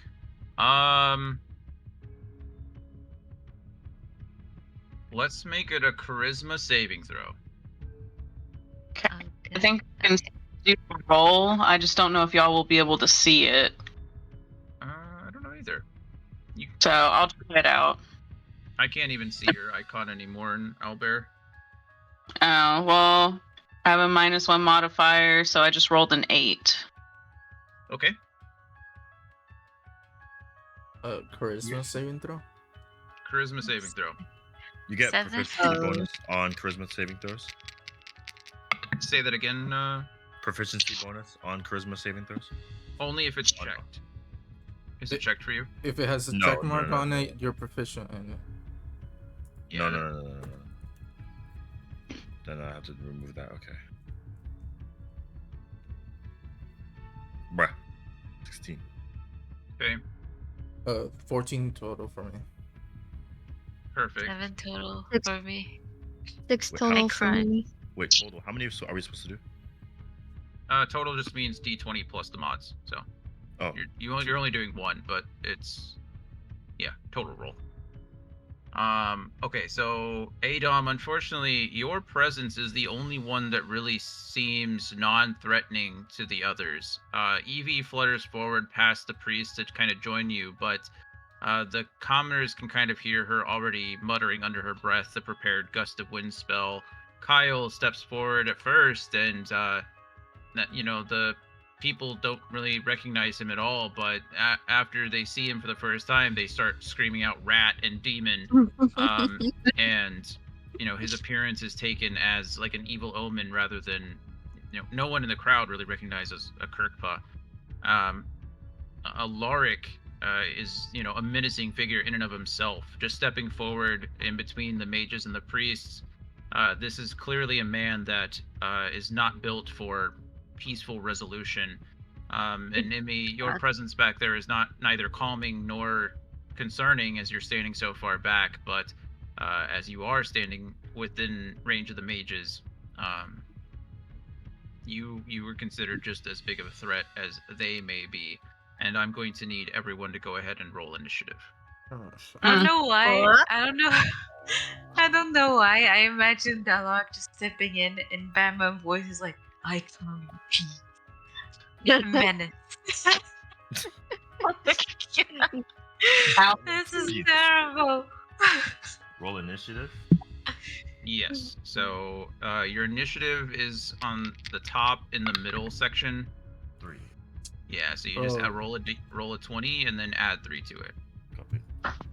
Owlbear went away for me, Jonathan. So if you want to roll for me, my initiative modifier thing is 2.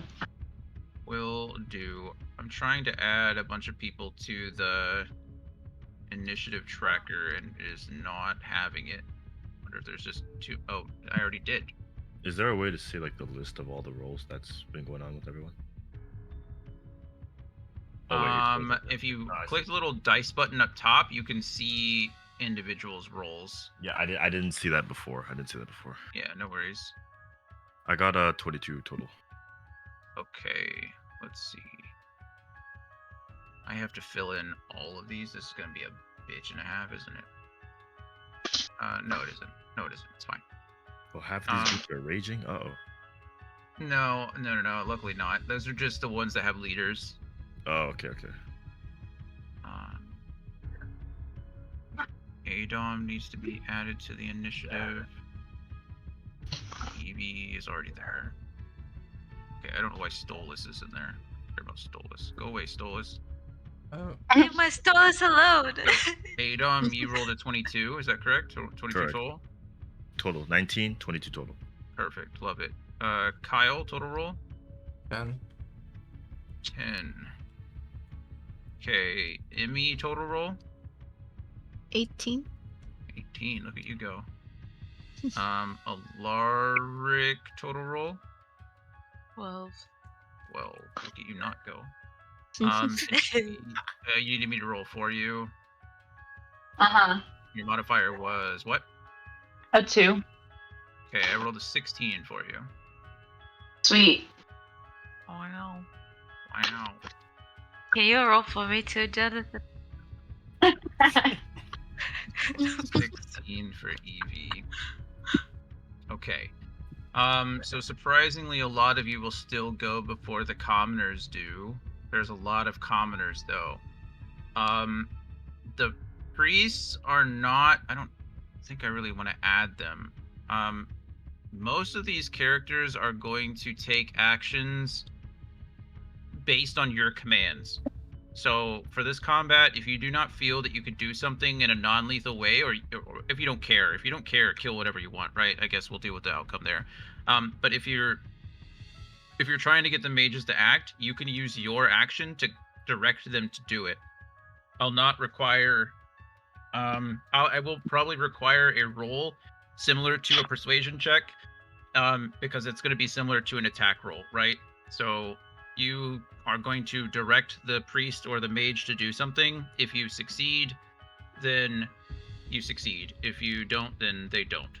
So does that make sense to everybody? yeah. Mm-hmm. I know that's a little different because you guys have only controlled yourselves for the most part, but this is a little bit different. So the priests and the mages won't get turns on their own. I don't actually know why they're even in the initiative order. That's my fault. So they will not act without your direction. Okay. Actually, Kalen will probably still act in some way, shape, or form. He's got plenty of stuff that he can do. All right, which leads me to Adom. Adom, it is up to you, man. You are the first to act. I'm both glad for you and sad for you that you're the first to act in both talking order and combat order in your first D&D session with us. But that just means you don't have any bad habits or anything. You can do what you want. And it seems like they're already about to. Throw down. Combat or initiative doesn't necessarily mean you have to attack. If you'd like to try to persuade someone to do something, you're more than welcome to do that. Every action that you can take out of combat, you can take in combat. I say in combat, but I mean in initiative order. So I'm trying to calm them down. Yeah, you can make the action if you'd like to roll a persuasion check, if you'd like to use some kind of magic, if you'd like to do any of that. The only difference is now you're going to be interacting with like one group or something at a time, not necessarily like the whole group at once. So Group 2, commoner 2 group, I'm going to try to persuade them, so I think I have to do a persuasion check for that. you do indeed. That is correct. So persuasion is checked. And then, okay. What is that, 6? That's that?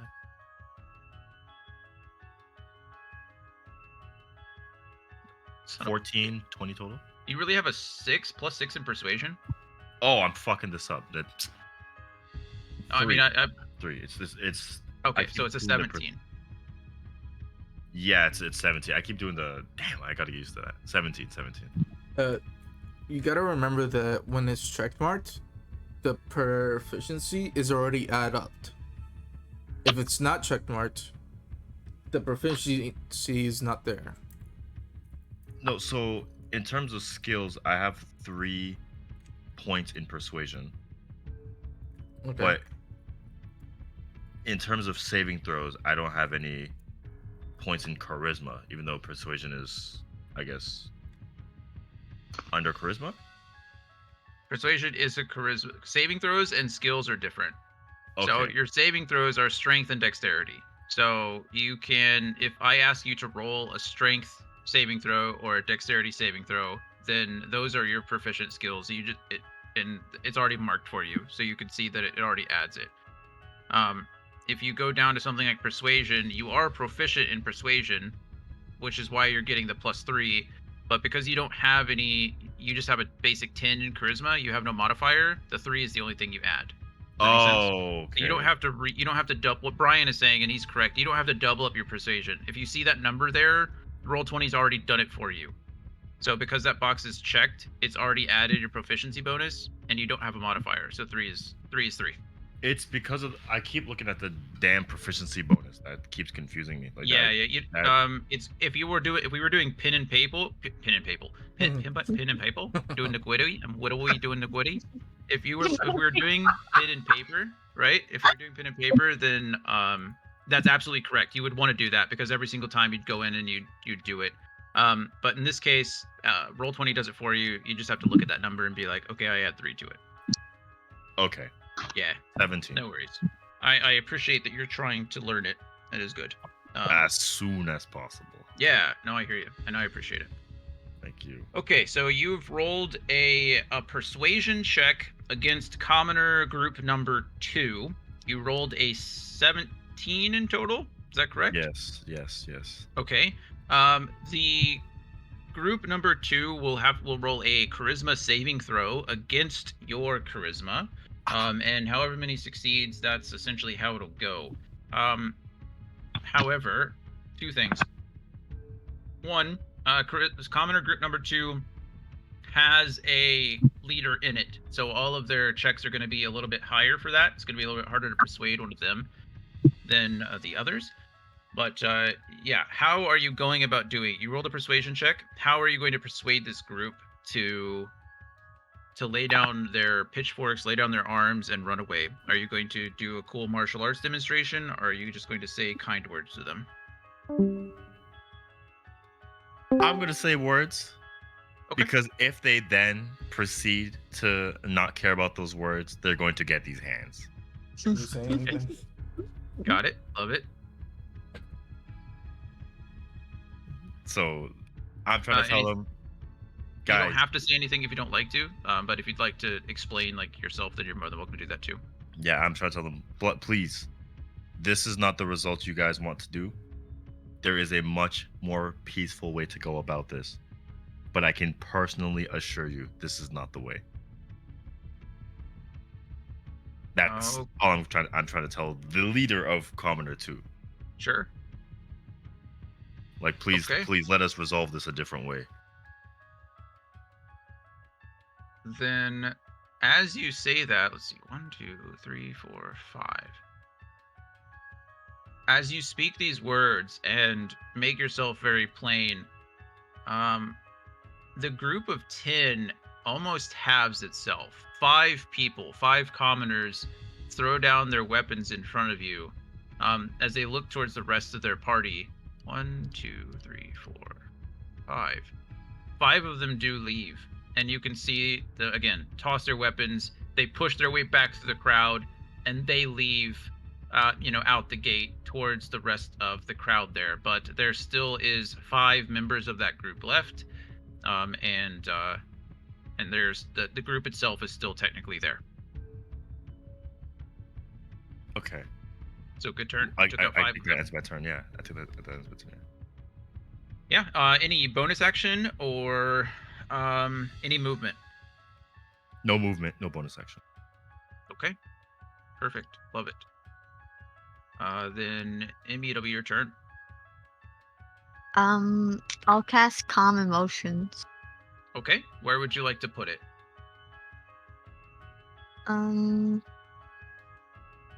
go ahead and explain to everyone what Common Motions does, and go ahead and place a little point. You tell me where you want it, and actually I should be able to just draw it. Draw, or we can do something like props. I really like this ice sphere. It's just so pretty. Ah. No.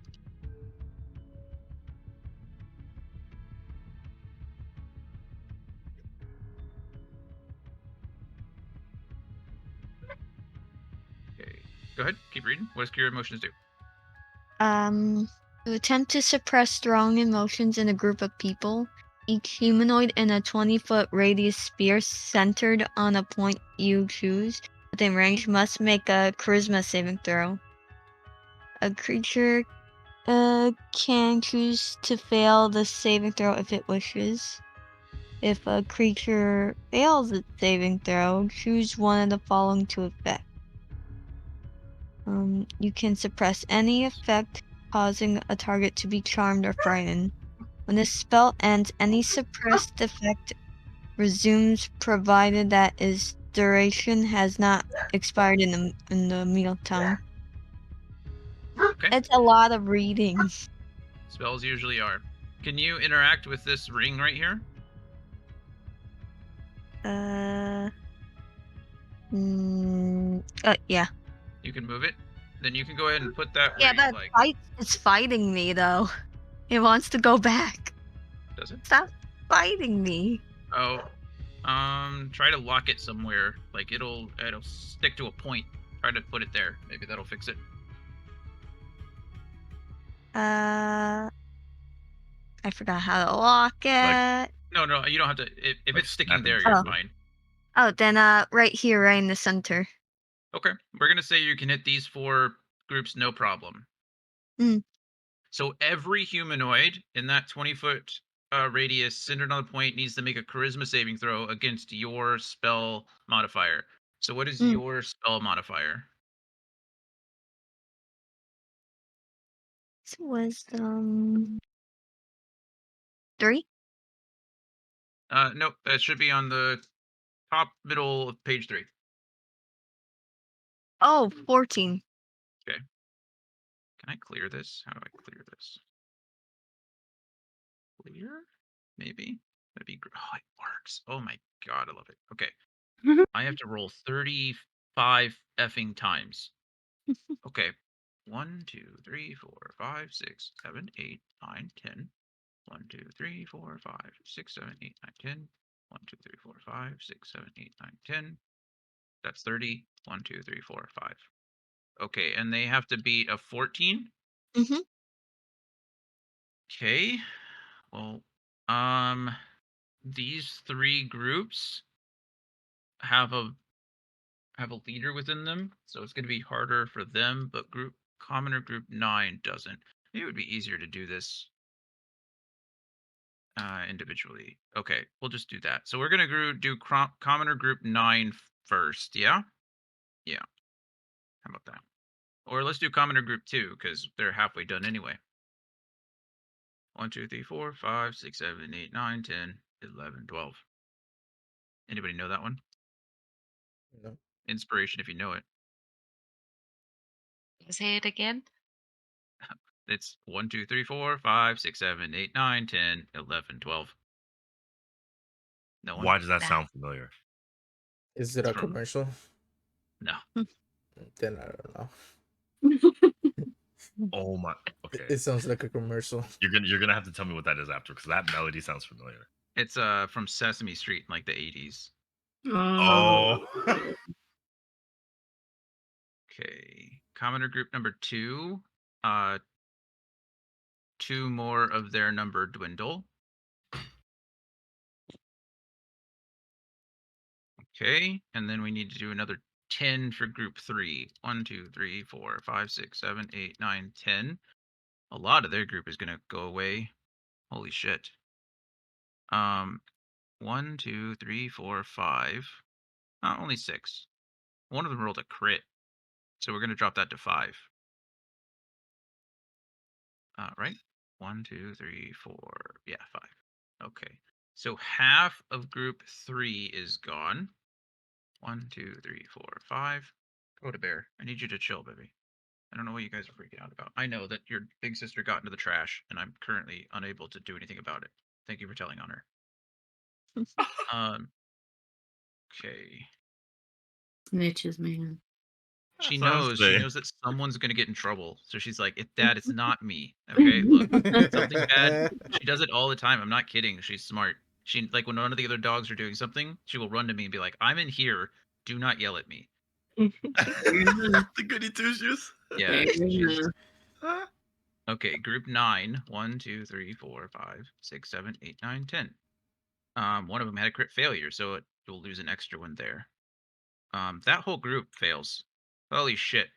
Okay, group 9's gone. All of group 9 throws down their weapons at once. They're pushing through.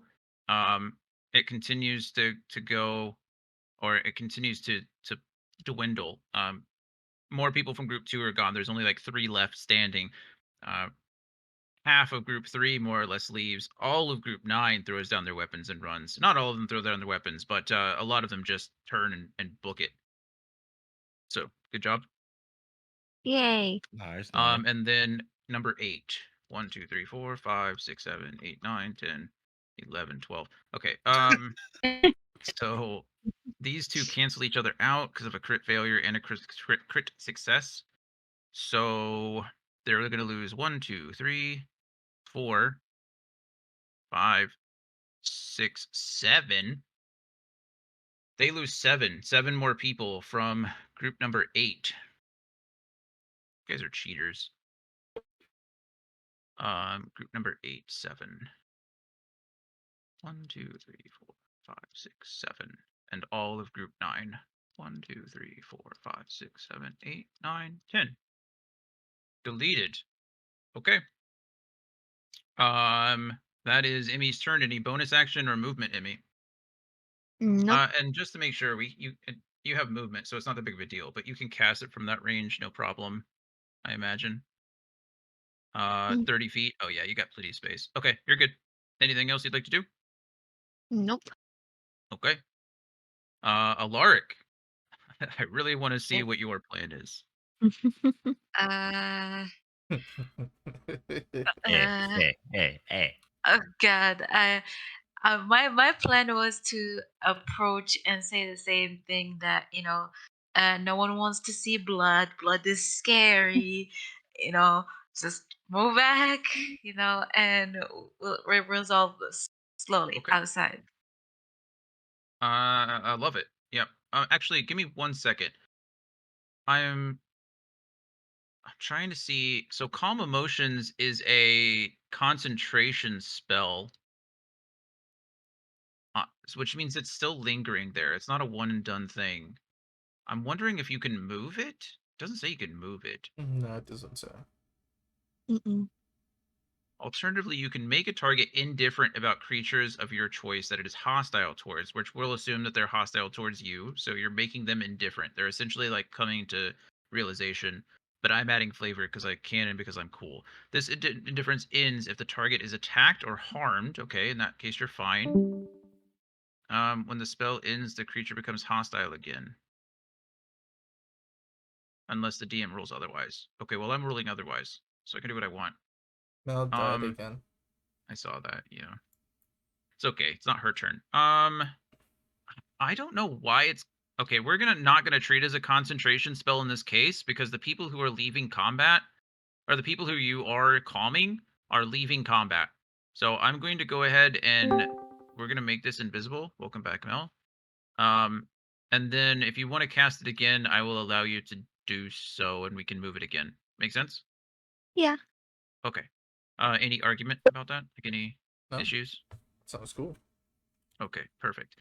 Because the general principle is that like you're focusing on those people and essentially you're maintaining concentration on them until combat is over or until you like restrain them in some other way. But I'm treating it more as like, okay, you've essentially made them indifferent to the spell, and I'm making them leave combat. Maybe I shouldn't be making them leave combat, but I am because I think it's cooler in this case. So, um, bully for you guys, I guess.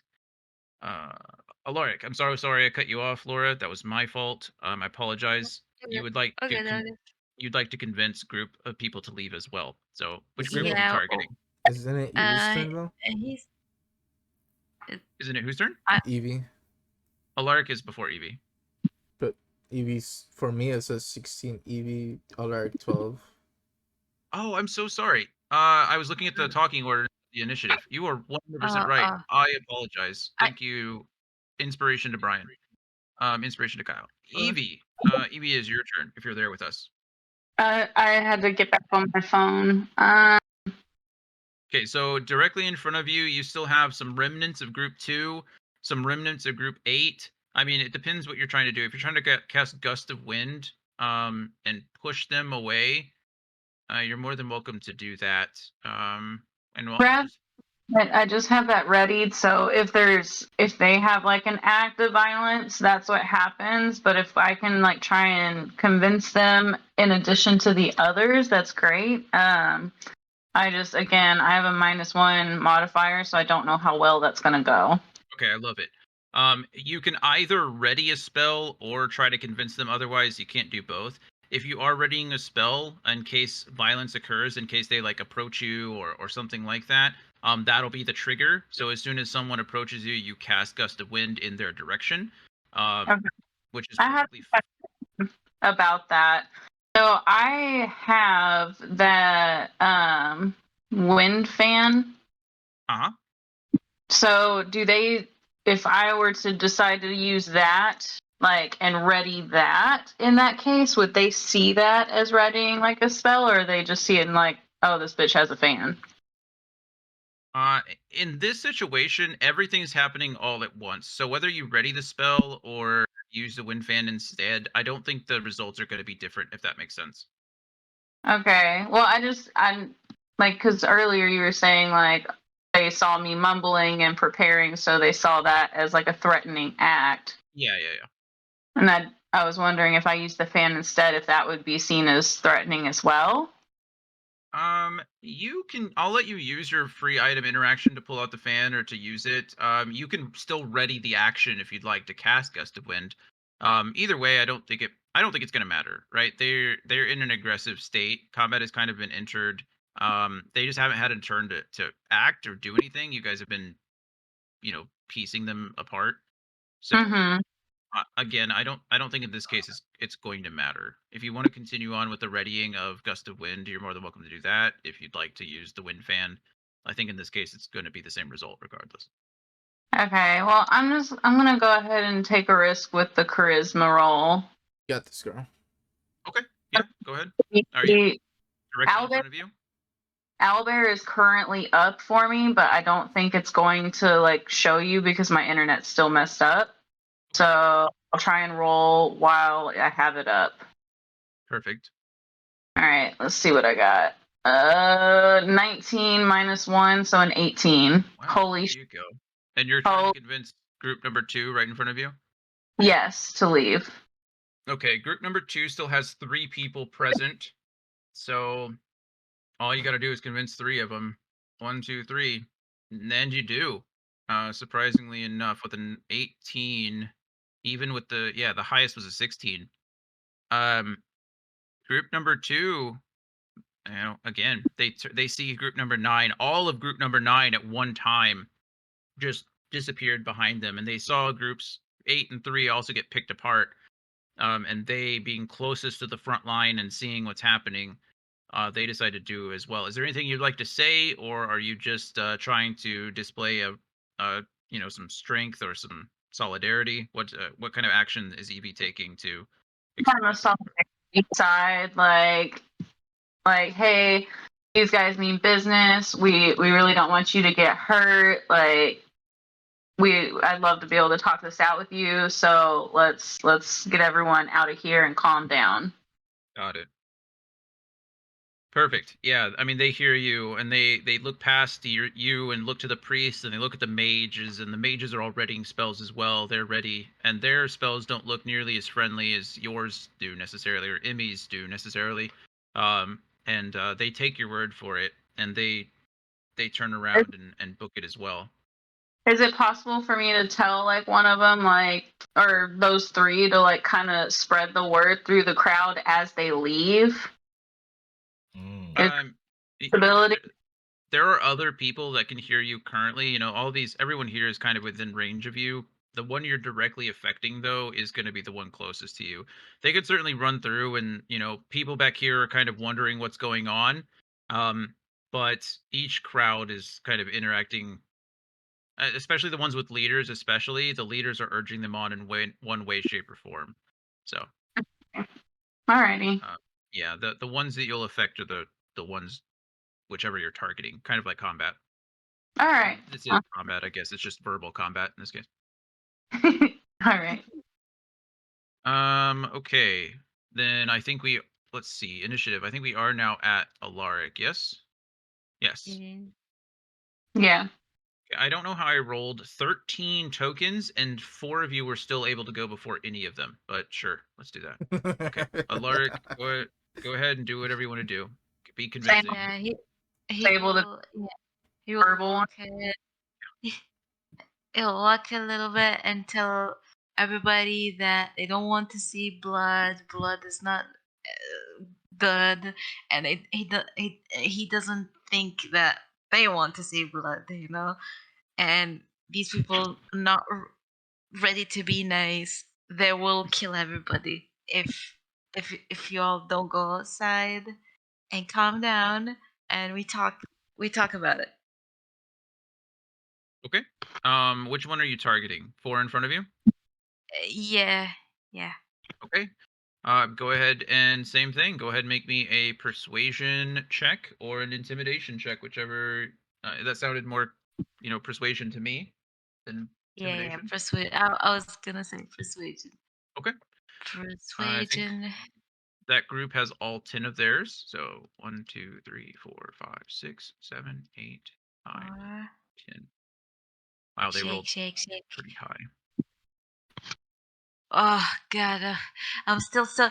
He looks so Bruh. scary. He can't persuade anyone.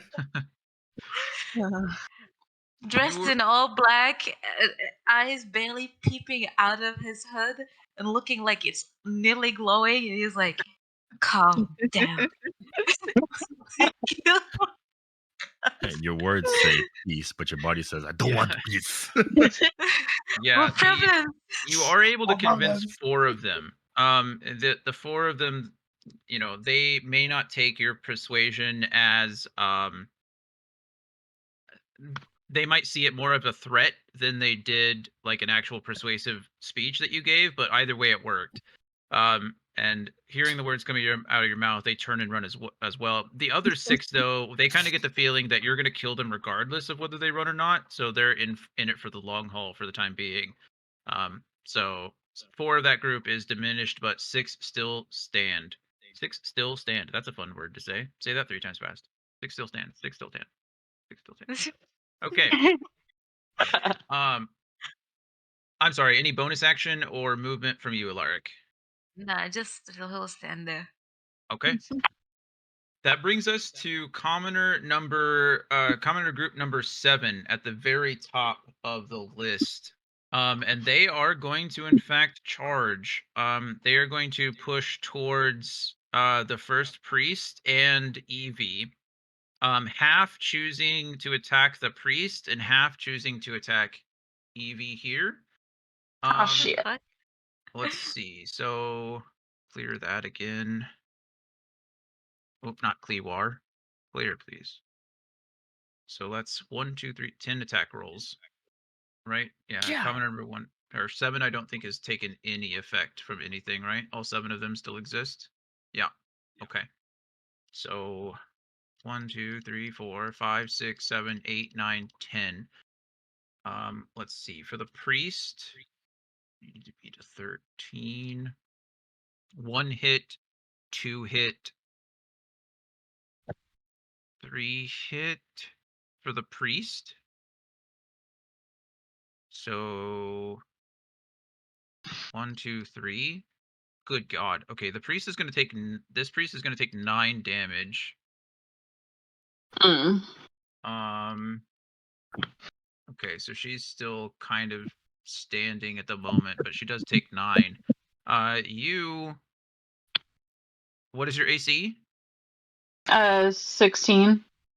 1, 2, 3, 4. You're gonna be hit 4 times. 1, 2, 3, 4. You are going to take 7, 9, 10 damage as you do your best to defend yourself against the clubs and the knives, the butcher knives and the daggers and stuff that they have as they wield towards you. Okay. And that will end Commoner 7's turn. And I believe that takes us to Kyle. Kyle, it is your turn. I'm gonna convince Commoner 3 to please. Violence is not the solution. Okay. Group 3 has 5 more people in it. Okay. Mm-hmm. All right. Wondering if she used my inspiration. Completely up to you. I mean, you can always roll and see what your roll is before I tell you whether it succeeds or not. Actually, I think no, that's not how inspiration works. Disregard. Yeah, You have to that's choose not how it before you works. roll. I was I'm gonna trying to say think of that. what works that way. It doesn't matter. Inspiration has to be declared before you use it, but it's up to you. Oh.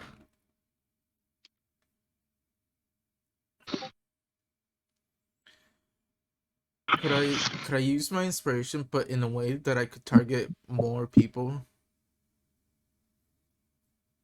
If you want to target more people, just target a different group.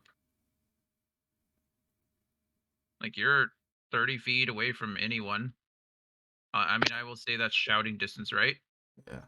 So if you want to target more people, yeah. I mean, I'd even let you target group like Commander 7 over there. It doesn't have to be the purple directly in front of you.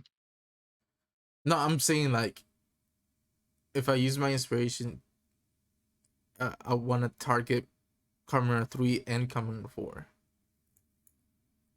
I will say no, because we're treating them as individual groups of enemies. Yeah, Think of them as like a swarm, if that makes sense. Yeah. I'll use it. Okay. You need to go out. Go to 20 total. Hey, look at that. You convince all of them. Are we convincing 30? Yeah. Or 3? 3, yeah. Okay, yeah. The rest of 3 lays down their arms, whether they think you're a demon or whether they think you're, something else. They do in fact lay down their arms and rush off. So you guys have successfully eliminated 3 of the groups, with no bloodshed, I might add. Well, minus that to Eevee and the priest, but no commoner bloodshed. So, good job so far. I do have to let the dogs out. Give me a few seconds and I'll go do that.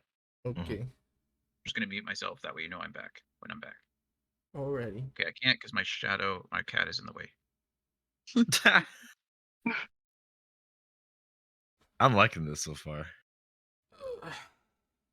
Good. Nothing happened yet. Yeah. But the fact that this is the start and nothing has happened yet, I'm liking this so far. But we'll see, because they haven't taken their turns. If they start to surround us, they're gonna get fucked. Look, one way or another, how the story goes is how the story goes. I'm here to support. I'm here to mediate and throw hands if need be. So like, I'm on course right now. We've ready.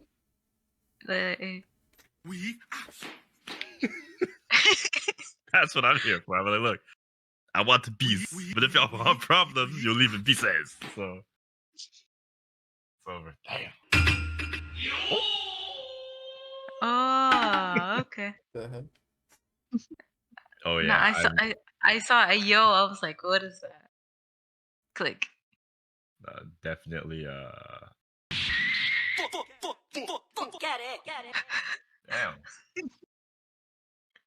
I'm gonna be throwing some. See that group that's attacking Eevee and the face. Better be careful. That's literally going to be Adom. It's like, Oh yeah, it's In gonna the be so DBZ. bad. Dragon Ball Z. Yeah. Jonathan. Nice. Love it. Love it. You gotta play that sound, Danny, every time you hit somebody. Oh yeah, I got something for that. I got something for that.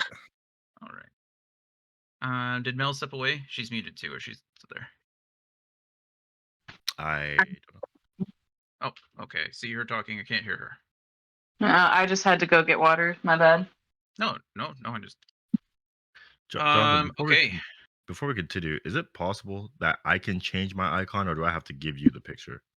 You should be able to change it through Roll20. Through here. Yeah. I don't actually know. I think you have to give it to me. All the tokens are saved through my account. Okay, I just updated my character to be more accurate, so I'll just send you that, and you can do it whenever. I don't want it to take away from the session though.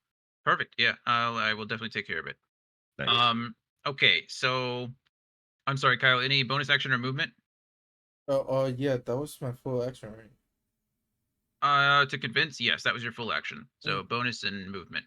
Okay. Bonus action. Man, now that I realize my AC is 16, Bark Skin is fucking useless. How does it work for rangers? Can you not prepare spells? No, Bark Skin is useless because it sets your AC to 16. The only reason I took that spell was because I had my AC at 14. No, I mean like rangers. Can you not prepare your spells every day? No. You you can change them on a level up. Is that what it is? Yeah, when you level up. You can change Okay. it. I mean, I don't care. Change it to something else. It was an error in Roll20. I don't blame you for that. So don't necessarily change it now, but after the session, feel free to pick a spell that you do like and swap it out. Okay, thank you. I get it. It's frustrating. Yeah, no, it's all good. No, that's my turn. Okay, cool. Then commoner number 11. Let's see. I really hope I don't kill any of you. That wasn't my intention. 5, 10, 15, 20, 25. We're gonna go here.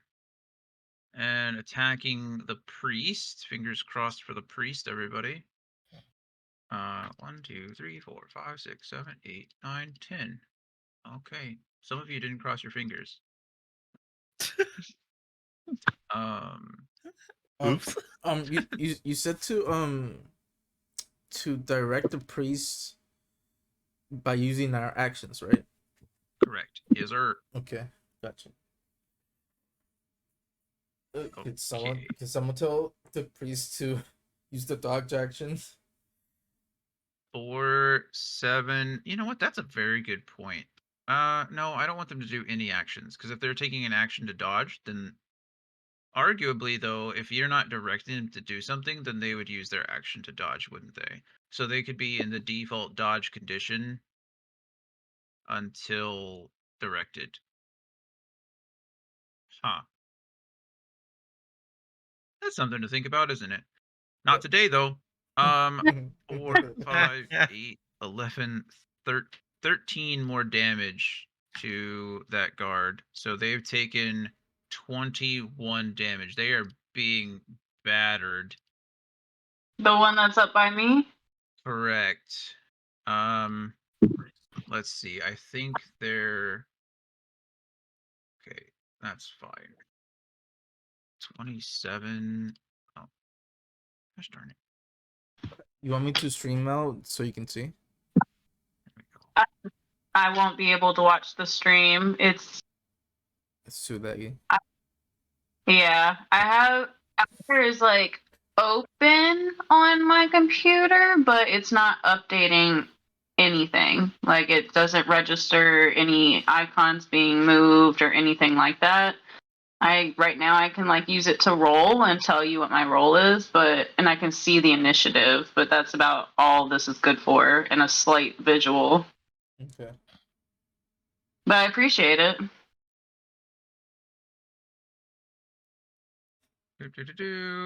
Commoner 12 is gonna move here-ish, I guess. And we're gonna split it in half again. They're going to attack 5 on the priest and 5 onto Alaric. So let's see, 1, 2, 3, 4, 5, 6, 7, 8, 9, 10. 1, 2, 3.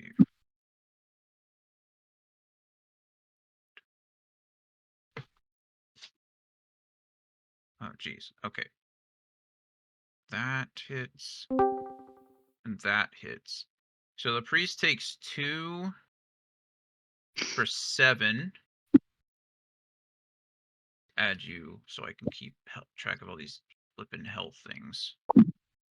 27. Okay, there's that. And then Alaric.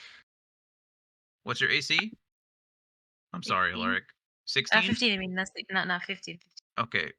Sorry. 15, you're only going to be hit 3 times Only for 3 times? for 8 damage. You can have one of those, I guess, if you want. Yeah. I'll let you I was have gonna the largest one, because I'm a generous god. Hmm. I'm just kidding. You'll take 6 damage. That was a reference to 300. I'm not actually calling myself a god. That's gross. I had a feeling it was a reference. It just sounded 6 damage to you. Hmm. Boom, boom, boom. Ugh. Okay, commoner 6. This will be fun. Okay, Adom, I'm sorry, man. You're the only one. I'll go here. I'm gonna start putting people in blocks. I haven't been doing it because I was trying to keep everything kind of like organized, but they've started. yeah, I think that's just it for you. Not literally it for you. You're not gonna die here, but Imagine. Imagine they all crit and they beat him up so bad. True. That'd be crazy.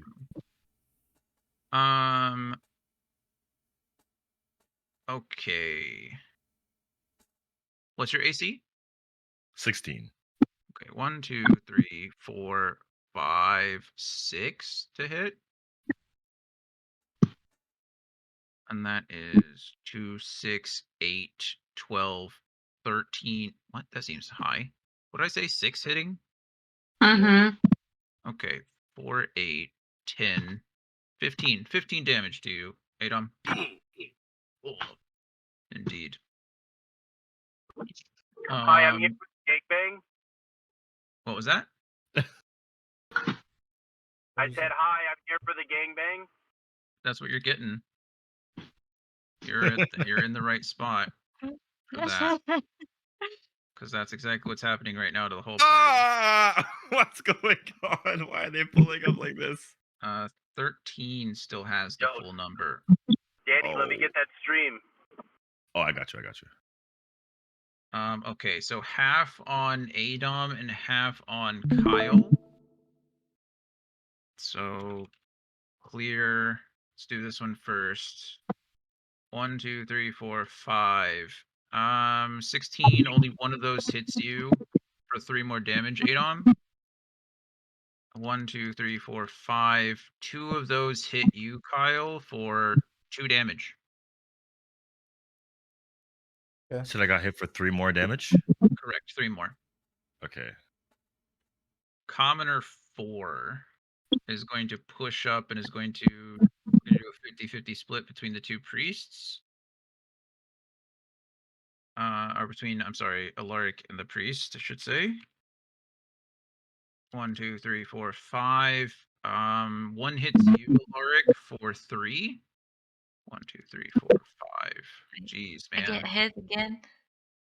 Yep, for 3. Ooh. You can't have this one because you used your reaction the last time. Yeah. No. 1, 2, 3, 6 damage to the priest here. Could be worse. I had a character question. Can we remove the 2 raging emblems surrounding commoners? Oh yeah, absolutely. I don't know why those didn't get deleted already. Thank you. To clear it up. Yeah, thank you. Yeah, no, I apologize. You're good. Usually they hide with the token, and I didn't see it. Okay. Let's see. Oh, Kaylin. It's Kaylin's turn. The fucking Archmage. No, Kaylin, don't do it. Let's see. He can do so much. What do I want to do with him? Like, literally, he could fry every single one of you. It's not even... You can massacre all of us. Yeah. So... Meteorite. Kaylin actually, he says a few words. He starts to form this force wall directly in between everybody. He tries to form it, but now the lines are just too blurred. And instead, he chooses to put a one-way wall in front of the gate to prevent anyone from coming in, but everyone else can still potentially leave if they so choose. So a big like wall of force is why is that color? Why is that a thing that is happening to me? They can't come in, but they can't go out. They can go out. Like I said, it's a one-way wall. Yeah. So yes, they can leave, they can flee, but no more reinforcements are coming in. Bro, ISO hasn't even been released yet. What the fuck? What? What hasn't been what yet? What is he saying? I don't know if that was meant for us. Yeah, I don't know. I'm sure it Don't was. worry, don't worry. I know what he said, but Yeah, don't worry. it was for you guys. I said ISO hasn't even been released yet. True. One-way wall. Yeah. One-way wall of force bullshit. Sorry, I'll stop with my shitty, unintelligible references. Kaylin says 1v1 me, bitch, and puts a one-way wall, in between him and the others. He also cries out to the party, so you hear him, speak these necessary words and pull a pinch of salt out of his component pouch, and a wall of force appears in front, behind the line, but in front of the wall, in front of the gate. And he calls out to you, focus on the leaders. They're the ones leading the charge. And he actually directs his people to step back. And all at once, see if I can get these. This is gonna be hard. I don't know if this works. Oh, it almost worked. I was almost so close. Oh, to that getting one that last priest. little priest. Gosh. Yeah. Okay. We'll move you up to this. Well, actually, Emmi stays where she is. This priest can move over here. The line kind of goes back. We're going to, this priest up here can disengage or whatever. We're not going to roll a bunch of opportunity attacks for all these priests, but they do fall back as the wall of force goes up. Commoner 8. Where are you, Commoner 8? There you are. I'm gonna rush up and we're gonna 50-50 Eevee and Adom. Let's see. 1, 2, 3, 4, 5 to Eevee. AC Eevee. 16. So much memories. I'm gonna get a 16. Is that what you said, Mel?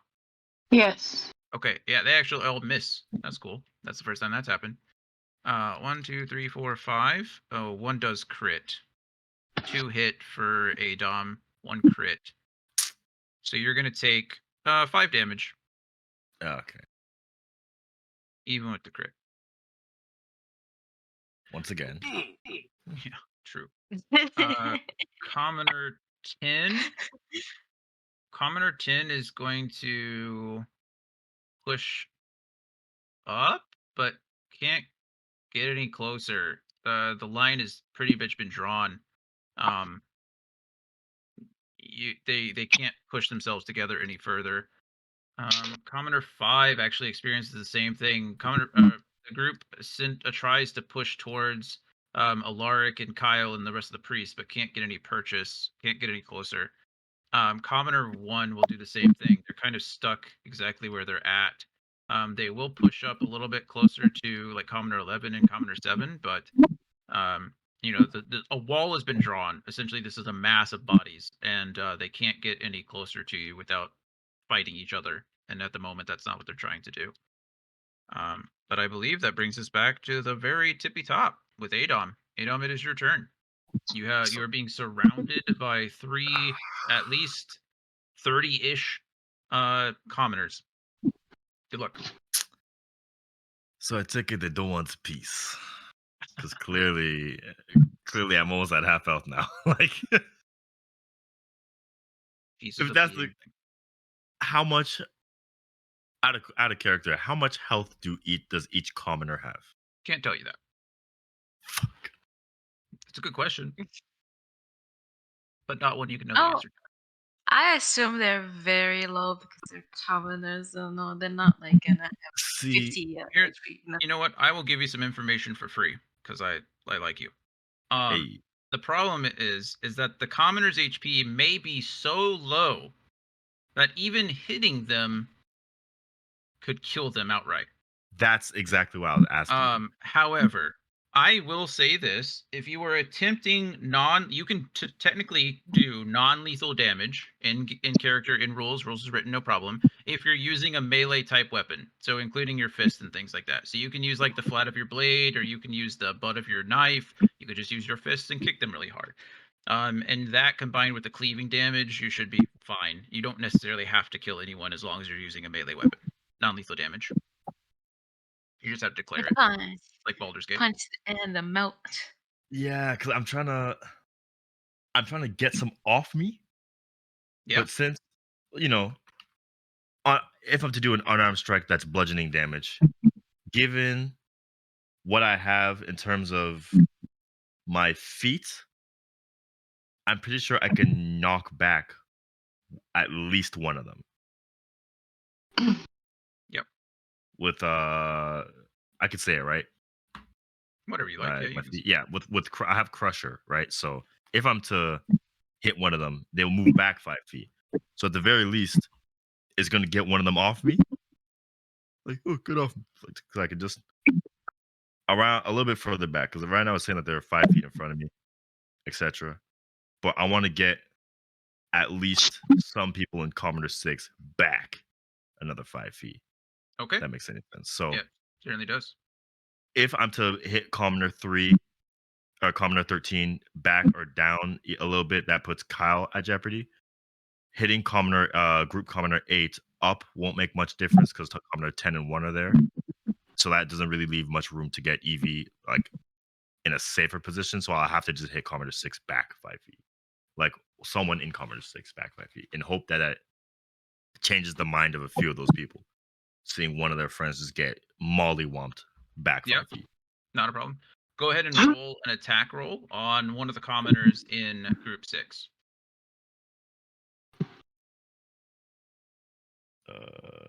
D6, I think.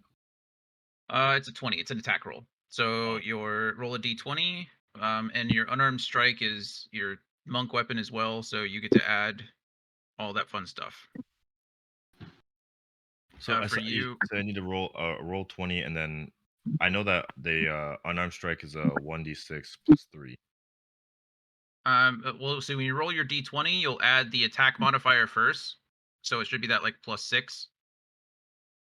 Okay. So it's a D20 plus 6 to make sure you hit. So go ahead and roll that first. Oh, to make sure that I got 3, 9 total. Yep. Surprisingly, you do miss. I'm not using key fees. There's oh, that's right. You could use a key point to increase it, couldn't you? I could have, but here I am. I encourage you to use 1. Oh, wait, I have 3 points of 5 points of key. I'm using 1. Fuck that. I'm not missing. Free bonus attack! Free bonus attack! Okay. Straight up. Thank you. I think I got a focused aim. Thank you. Yes, you. I think yes. Not Anthony yelling from the. He only knows that because I told him earlier.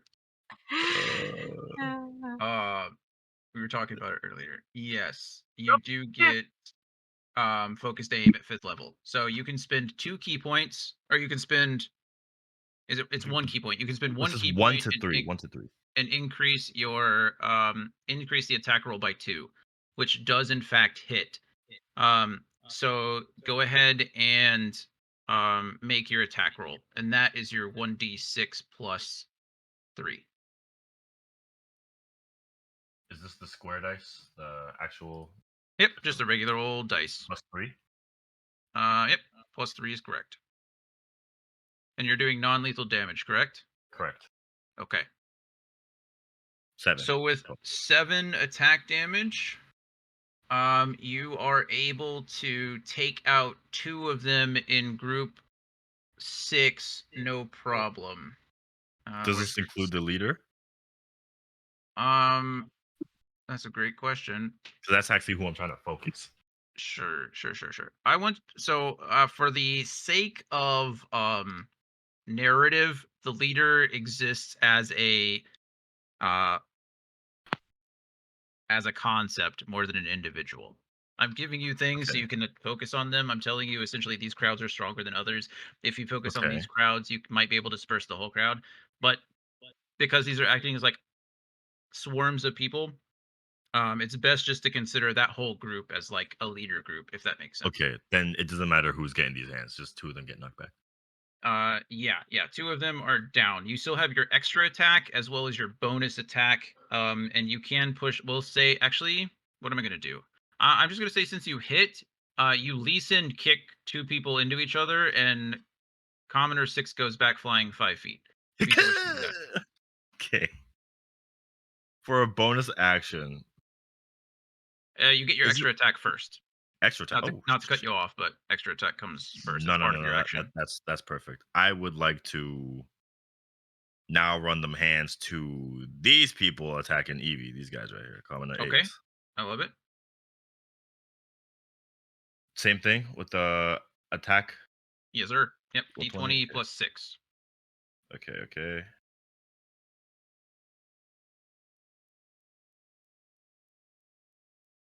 $15 total. Hey, hits no problem. Hey, now I get a 6. 1d6 plus 3. Yes, sir. Okay, I'm starting to get the hang of this. 8. 8 takes out another 2 in group 8. For the sake of simplicity, we're gonna say group 8 is actually dispersed. They're gone. Hey. So not only do you kick them back to 5 feet, you kick some of them into Commoner Group 10. But they all Commoner Group 10, seeing what's happening, a couple of them choose to run as well. So overall, the net is still the positive. But yeah, they're all gone. Okay. And now you get your bonus action because of your key focus strike. Because why the fuck not? Because I hate myself and I let you choose a monk. I love monks. Wait, so I still get a bonus action? Wow. Because you used key as part of your it's called key fueled attack. You got that at 3rd level. Because you used a key point, you can use a bonus action to make another unarmed strike. Oh yeah, remember this time? Smacking Coven at 13.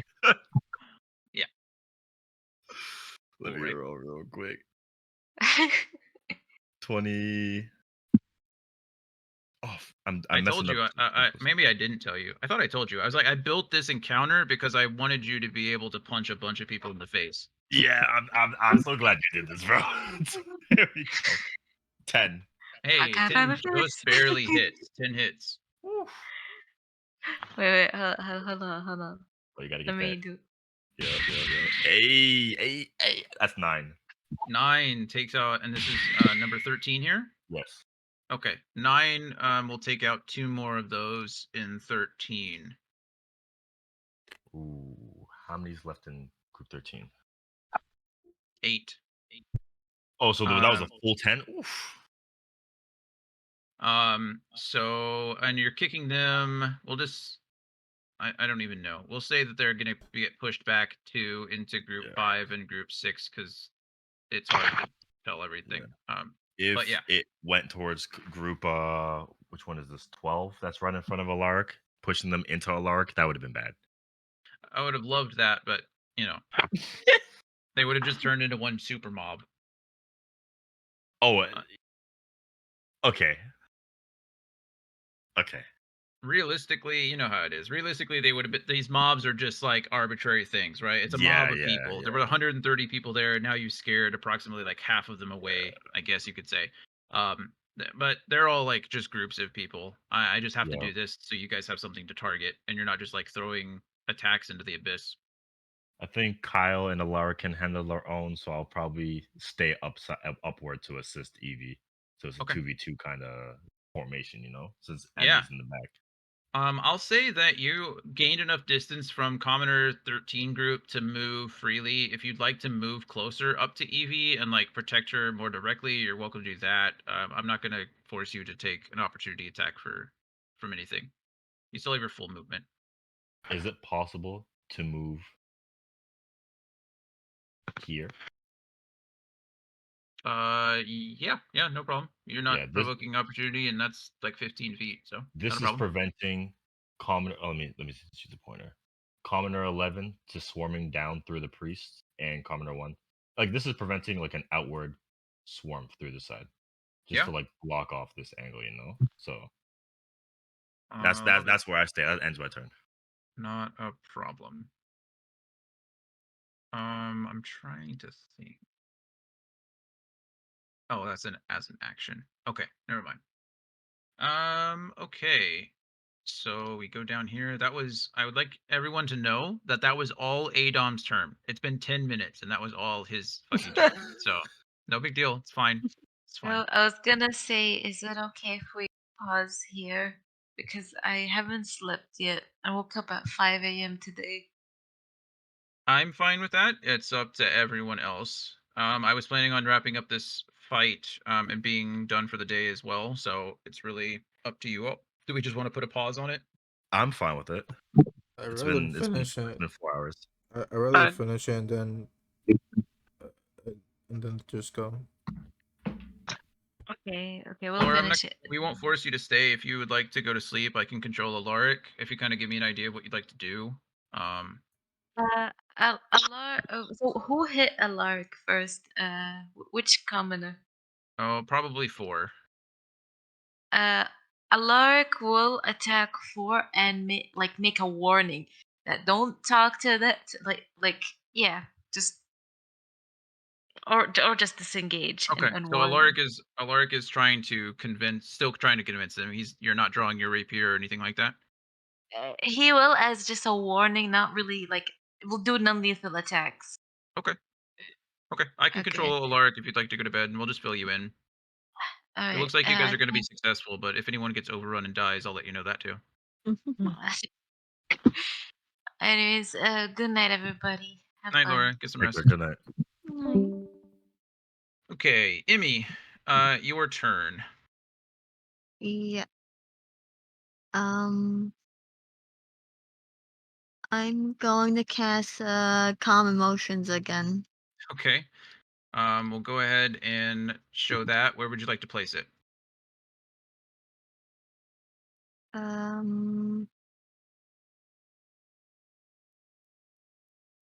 Gonna put it over here. Yeah. Okay. So you're targeting all. Good grief! You actually can get all of those in one. Fuck me. Okay. Let's go. That's what's up. Yeah. No, I mean, that's how it goes. That's how it works, right? They're a mob. Okay, so it's a spell save DC and it's a charisma saving throw. Is that correct? Yep. Okay, so we'll just do one at a time because some of these are still missing, or some of these are now missing people, I think. So 4 still has 1, 2, 3, 4, 5, 6 left in it. So 1, 2, 3, 4, 5, 6. They do have a leader in their party, or they are a leader group. What do they have to beat? A 14. Okay, 3 will fail. So 3 are still standing in that group, but 3 do go away. 1, 2, 3. Okay. We'll do commoner group 11. Is that 11? It is. That was 12. Okay. Do commoner group 12 next. I think that has everyone in it. 1, 2, 3, 4, 5, 6, 7, 8, 9, 10. Yes. Okay. Clear that. I'm just gonna copy and paste that every time. 1, 2, 3, 4, 5, 6, 7, 8, 9, 10. 2 critical failures, 1 critical success, so those balance out, but 1 more critical failure means 1 less. So they will lose 1, 2, 3, 4, 5, 6 people. So commoner group 12 loses 6 people. 1, 2, 3, 4, 5, 6. Perfect. Okay. Let's do commoner group 5. They still have everyone, I think. 1, 2, 3, 4, 5, 6, 7, 8, Yeah, 9, I don't think we hit them. 10. Yup. Yeah, Okay. most of them were from the back. Yeah. Okay. 1, 2, 3, 4, 5, 6, 7. 7 will leave from that group. Good grief. 1, 2, 3, 4, 5, 6, 7. 13 is up. They've lost 2 or 3. They have 1, 2, 3, 4, 5, 6, 7. They have 7 left. 1, 2, 3, 4, 5, 6, 7. Another critical failure, which means 1, 2, 3, 4 will leave from that group. 1, 2, 3, 4. See, Emmi, this is what happens when a cleric uses her spells. Just throwing it out there. How many people have you taken out on this turn? A A lot. lot. Definitely over 12. A lot.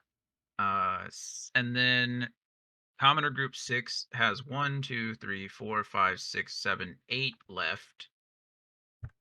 I kind of feel bad because I told her to use that, and No, I don't feel wanted bad. to I wanted her to make her own decision, but I don't know. I thought it was a good idea.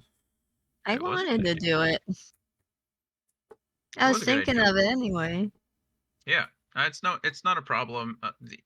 You're more than welcome to, like, before combat, in between turns, talk about things, discuss strategies. As a group, you should know how to work as a group, right? Like, so it's not a bad idea to be like, hey, what do we think about calm emotions? And if Emmi is her own person, so if she chooses not to do that and she just wants to waylay someone in the face with her Morning Star or her Warhammer, then that's what she does on her turn. But yeah, I don't think there's anything wrong. I fall into that tendency too. Like, I felt really bad on the last one when I told Bryn to use Mage Hand. He used his whole turn to use Mage Hand to pull the sword back. I just thought that was super fucking cool. So I was excited about it. And then he did it, and I was like, I pretty much just took my turn and then took his turn. So I understand, but strategy is strategy. Yeah, Working as a group is a good thing. I just don't want a backseat, you know. That's No, all. you're good. I'm sure if Emmi, or I'm sure if Bernadette would have thought you were doing that, she would have told you as well. Hmm. Okay, I think that's everything. I think I did all 5 groups, right? And you just took out like 20 of them, so good for you, jerk. Um, which means that I think Eevee, you are up, and you have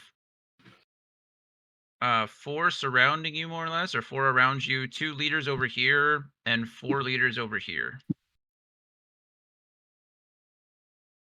Hold on, I'm trying to refresh, and so that way I can actually see what here is.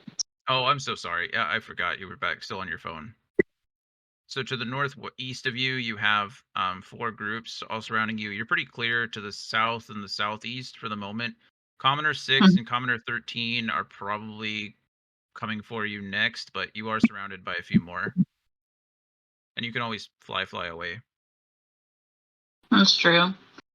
I think I want to use my wind fan Okay. on the group that's closest to me. Love it. 7. go ahead and tell me what the wind fan does. I think it allows you to cast Gust of Wind. Is that correct? It does. There's like one part that's different from my actual spell, though. It says that for the fan, it has a save DC of 13, but my spell says DC 15. Okay. Because you are using the fan itself, the DC 13 will stand. Okay. Okay. But you want the description? All right. No. I mean, I just need to know, I guess, what Gust of Wind does, essentially. What do they need to do? Yeah. So once I get to the correct thingamajigger, it's a line of strong wind that's 60 feet long and 10 feet wide. It blasts from me in whatever direction I choose. And each creature that starts its turn in the line of it must succeed a strength saving throw or be pushed back 15 feet. And then any creature in the line must spend 2 feet of movement for every 1 foot it moves when getting closer. And then it disperses gas or vapor, extinguishes candles, torches, protected flames, all that. And then as a bonus action on each of my turns before the spell ends, I can change the direction that Love it. Yeah. So I want to have the ones that are closest to me and try and push them away, and then I'll use my bonus to try and blast the ones that are, you said, to the southeast? Is that what you said? If you're gonna use action and bonus action to move it, you'll probably be able to hit both of the ones to your to the northeast of you. You have like 4 groups around, and you're probably gonna have to use both blasts to hit all of them. They're in a weird formation, but I'll allow that. If you want to push some of them to the northwest and some of them to the southwest, northeast, and some of them to the southeast, then you're probably not gonna hit. You're probably not gonna hit all at all. It'll probably be like maybe these two or these two, and then something like this. Because the thing, it's 60 feet long, but it's only like 10 feet across, right? It's 10 feet wide, yeah. Okay. Then if that's the case, I'll let you go ahead and hit these 3 here, and then if you want, you could probably hit these 3 to the southeast. I don't know how much you can see now, but I'll let you hit 3 and 3, I guess, would be my... Alright, cool. Okay. So, isn't something I roll for, this is something that you're gonna have to do the save. It's a strength save throw. Okay. So because they're working as a group, I'm essentially just going to average them all out individually. So we'll start with Commoner Group 1 in the back. They have the most, and they are the farthest. So just to keep it all kind of going, they might end up trading places with someone. So 1, 2, 3, 4, 5, 6, 7, 8, 9, 10. Jesus. If they have more successes than failures, then we'll just consider it good, and if it's tied, we'll go on average. They have to beat a 13? Yeah. Okay, Group 1 unfortunately does succeed on that one. But they were the farthest from you anyway, so... Okay. Group 7 has 1, 2, 3, 4, 5, 6, 7, 8, 9... Oh, they have 10 as well. Jesus. Okay. 1, 2, 3, 4, 5, 6, 7, 8, 9, 10. DC 13... unfortunately, they will also succeed. Commoner Group 10, I think has everyone too. 1, 2, 3, 4, 5, 6, 7, 8, 9, 10. They definitely fail. Holy shit, those are some terrible rolls. Okay, so Commoner 10 will definitely be pushed back in a straight line 5 feet. Is it 5 feet? What is it? Actually, I don't think about it. 15. Oh, 15 feet. Okay, so they are pushed all the way up against the wall back here. They are pushed far from you, 15 feet. As a bonus action, you can redirect the blast. But let's see. I think... Oh, it starts its turn. Okay, so after the bonus action, you can either keep it facing this way, and on the start of their turn, is when they'll be affected, or you can redirect it over here. It's really up to you. I'll just keep it at the northern groups. Okay. Perfect. Then It's not doing anything, any movement you would like to take? From what I can see, I would provoke opportunity attack. Probably a lot of them, yeah. So I'ma just chill. Okay. Then let's see. Alaric, it is his turn, and he wished to do some convincing. He is going to try to convince this group here. He's going to pull out his rapier, so it's going to be more of an intimidation check, probably in this case, than a persuasion check. I don't know how good he is at those.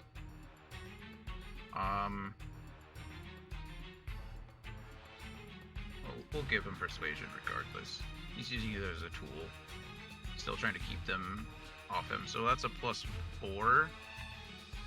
So you guys should be able to see my rolls still. We're going to add a 4 to that. This is for Alaric. He's rolling a 14. So commoner group 4 has 1, 2, 3 people left in it. And all 3 of them, oh wow, that's funny. Critical success and a critical failure and another failure. I'm just gonna say they all failed then. Because that seems like the nice thing to do. Okay, Commoner 4 group. Alaric pulls out his rapier and again is attempting to be persuasive, but they see it more as a threat, and either way it succeeds, so they run away. Yay. Yay. Nice. Which does bring us back to Commoner group 7. And we're gonna do half and half again. I think Commoner group 7 still had all of their people left in it though. They do. Okay, so let's see. Adom, 1, 2, 3, 4, 5. What's the AC? 16. You're gonna hit twice for 6 damage. That's it? And then... Oh, that's a crit. Eevee will get hit twice, but one of them's a crit. So you'll take 7 damage, Eevee. Okay. Okay. Kyle. Kyle, it's your turn. What'd you like to do? Would you say Commoner 13 is within 5 feet of all these 3? Sure. Okay. Sure. Sure. We warned you. So non-lethal damage. I'm attacking Commoner 3.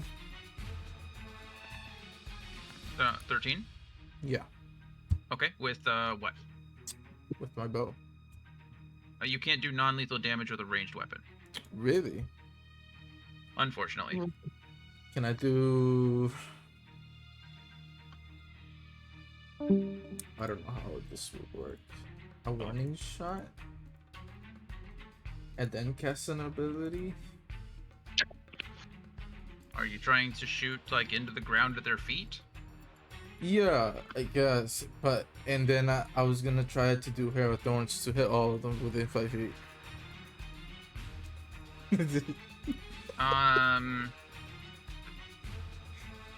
Describe to me what Hail of Thorns does. They have to make a dexterity saving throw, and anything within 5 feet of the Commoner 13, they take 1d10 piercing damage, but it's not, I'm assuming it's not lethal. But since it's a spell, I don't think that's how it works. So it has to hit, so I don't think it will work. yeah, it does have to hit a creature. And if you rolled a max roll on piercing damage, you kill like 8 of them. Actually, if you rolled anything higher than the Yeah, never mind. Just forget it. I'll just try and convince. you can do it. No, coming on 13. I'll please. We barely attacked you. Violence is not the solution. Please. Okay. You'll be harmed if you keep attacking us. You see those mages back there? God damn it! 13. Okay, go ahead and roll your persuasion check. Oh, stupid commoners. True.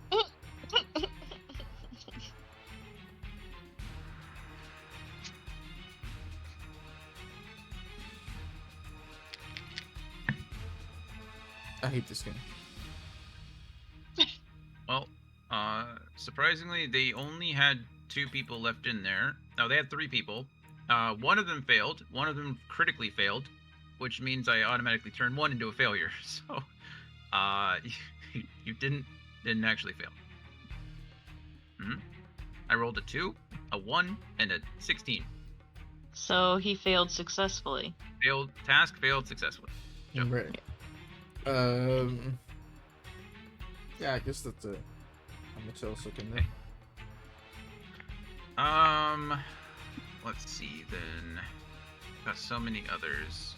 I'm going to do Commoner 11 will push up on these 2. Commoner 12 will push up on these 3.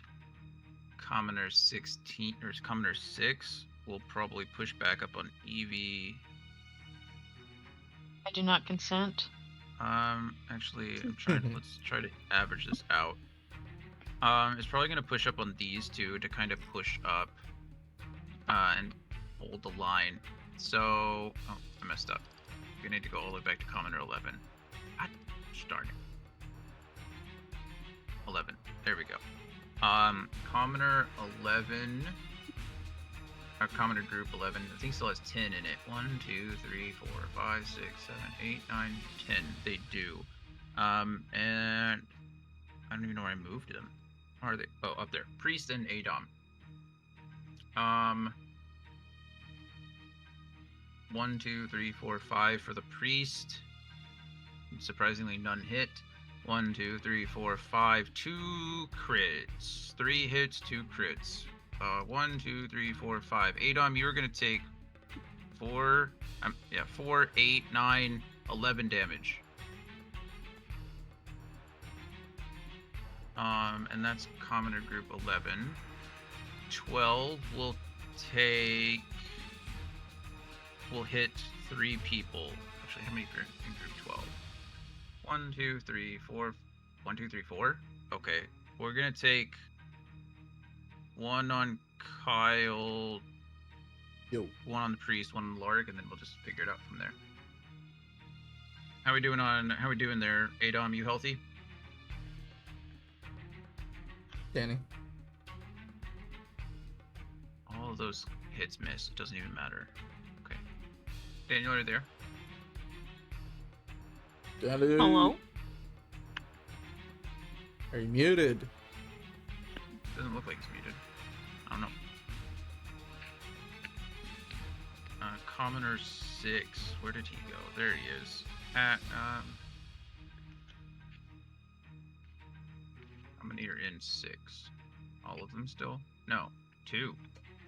So 1 on the priest, 1 on Kyle. A little one-on-one action.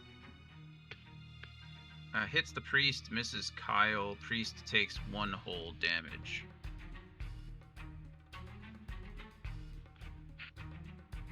Okay, so this is... Okay. And now it is Kaylin's turn. And Kaylin is, again, he is a force to be reckoned with, but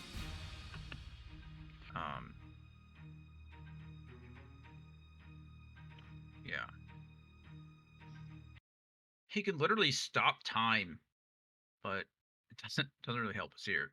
Let's go. He does it for the fuck of it. Yeah, no kidding. Goes gets a sandwich, comes back. Oh, you still guys are not done. True. Man, he has like nothing that's utility based. How disgusting. This guy is literally just fucking a monster.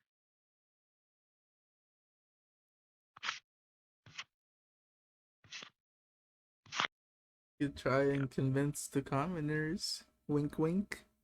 That's true. I think we're gonna have to. He is pretty effing strong, so I'm going to have him be able to target 2 at the same time. I mean, he's like this guy's not a joke. He's going to try to convince Commoner 6 and Commoner 5 to disperse. He will actually step forward in between his priests and approach 6 at the same time. So there are 2 and 6. So we're just gonna go ahead and roll for both of that. He cast the Sky's Self on him. Oh, he cast the Sky's Self, and he makes himself much larger than he is, and bellows out in like this extremely booming voice, to leave. Just literally yells leave. And both in group 6 clearly fail that because he's right in front of them. Commoner group 5 I think still had everyone in it though. Oh no, there are only 3. Okay, easy. They still have to try to beat a 19 though, so, and they failed that, so goodbye. Commoner group 5 is gone, and now there are only 2 leaders remaining as Carlin continues to bellow out just to leave. Commoner group 10, we only have 10 and 1, right? 10 and 1 tries to push forward and is not smart and can't do it. Commoner group 1 does approach Eevee, however. And we have 1, 2, 3, 4, 5, 6, 7, 8, 9, 10. Okay, sorry, Eevee. 10. 1, 2, 3, 4, 5, 6, 7, 8, 9, 10. Are you serious? You get hit 1 time for 3 damage. Yay! Yay! So happy for you. Me too. I'm so glad. Oh well, Daniel, are you still there? Did you disappear? You back? Danny. Daniel, are you there? Boop, boop, boop.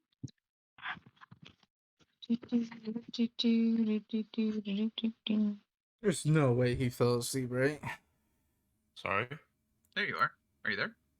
Yes. Sorry. I'm so sorry. Oh, you're good. We just hadn't heard you for a while. Heard from you in a while. Okay, so there are 2 leader groups still up. And there are 3 other groups behind them. Commoner group 1 is full essentially.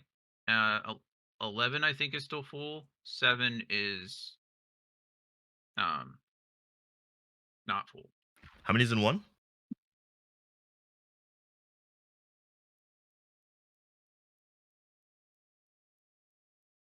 I'm just trying to view the numbers. I think 11's full. You said. Yeah, I don't think anyone's touched 11 yet. Yep, Yeah. looks full to me. And 7 has what? Just 2 of them away. 8 out of 10. 7, yes. 2, 4, 6, 8. No, 7's full too. 11, 7, and 1 are all full. So it's 10 technically, but I encourage you to focus on the leaders.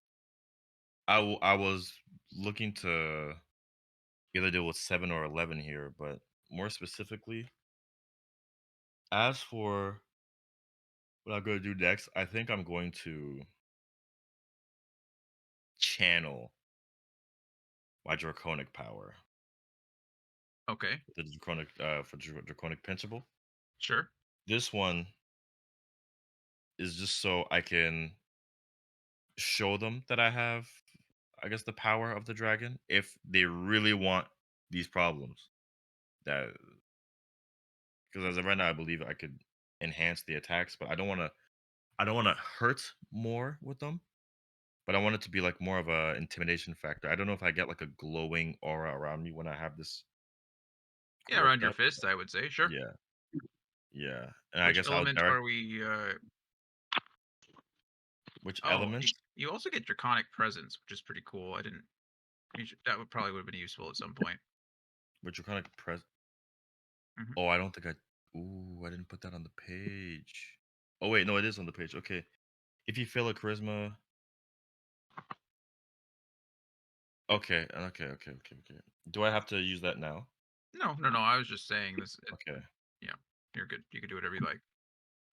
I don't know if this is gonna do much, but I'm going to have the fist up and try to tell Commoner 11, the group Commoner 11, that given like how they seem to be swarming, they don't plan on standing down, and neither will I. So if it really comes down to it, they will be, like forcibly taken out of the situation, more so than kind of like a self-defensive method. I'd be pressing them instead. Yeah. What element are you channeling? Poison. Okay. Perfect. So your fists glow in this like purplish glow, and it almost looks like there's literal ooze like flowing off of your fingertips, like down your arms as your hands glow, leaving this like this deep purple miasma around your fists as you speak out to Commoner, or as you speak out to Commoner Group 11. Go ahead and make an intimidation check for me, but you can do so with advantage due to the use of your Draconic Strike. Okay.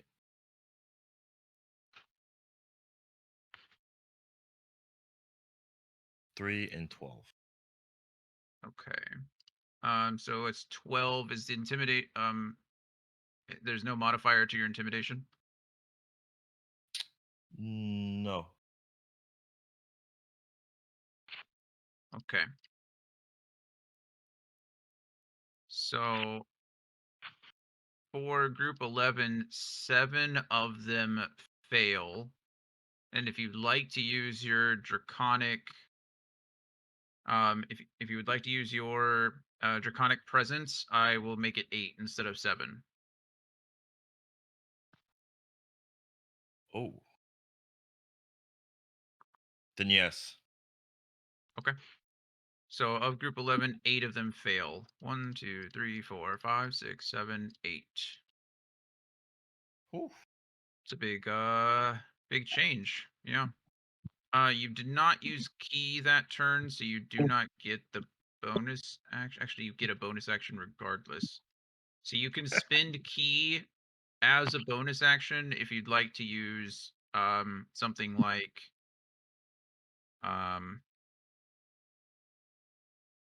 Fury of Blows. Actually, I don't think Flurry of Blows works because you have to take it after you take an attack action, and you didn't. I didn't.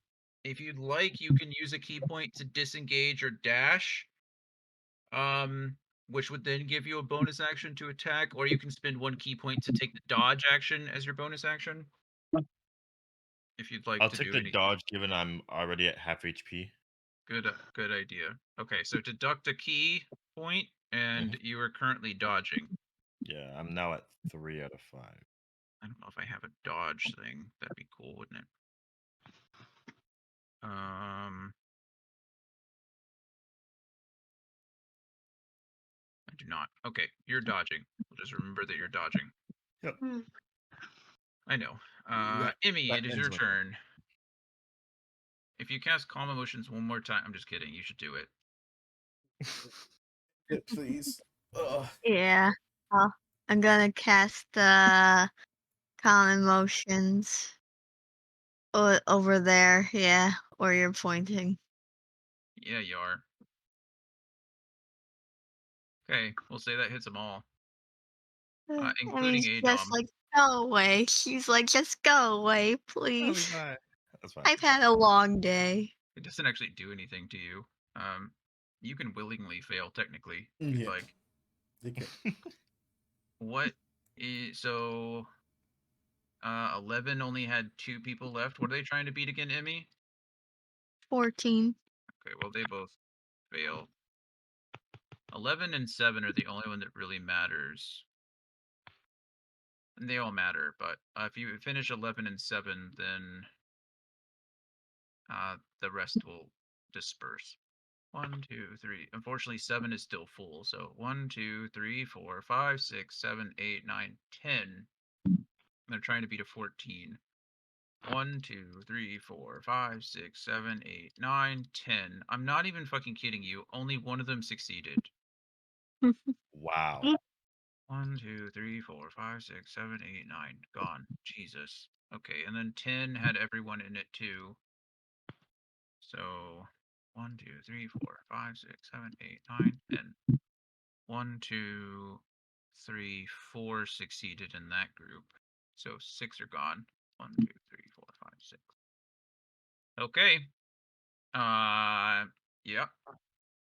That's fun. Okay. Eevee, it is your turn. Beat up Commoner 7. There's like 1 left, and you win. Sick. All right. Non-lethal attack with my scimitar. Okay. Beat his ass. So do I just roll normally? Yep. It's still an attack roll. You're still trying to beat him up. You're just hitting him with like the flat of your blade instead of the, the scratchy bit. All right, cool. So there we go. 15. Hey, 15 hits. Can you do more? Can you do 4 or more damage? I'm pretty sure. We're gonna find out. 1, 2. I'll give you a secret. I'm gonna make it 4 damage regardless. So. Well, I got 2, so Nice. maxed my roll. Nice. We did it.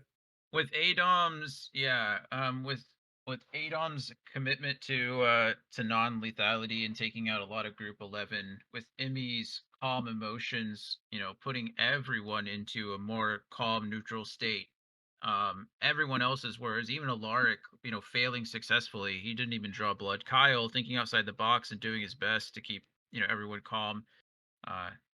As the last 2 parties, as the last 2 leaders flee out through the force wall, Commoners 12 and Commoner Group 1.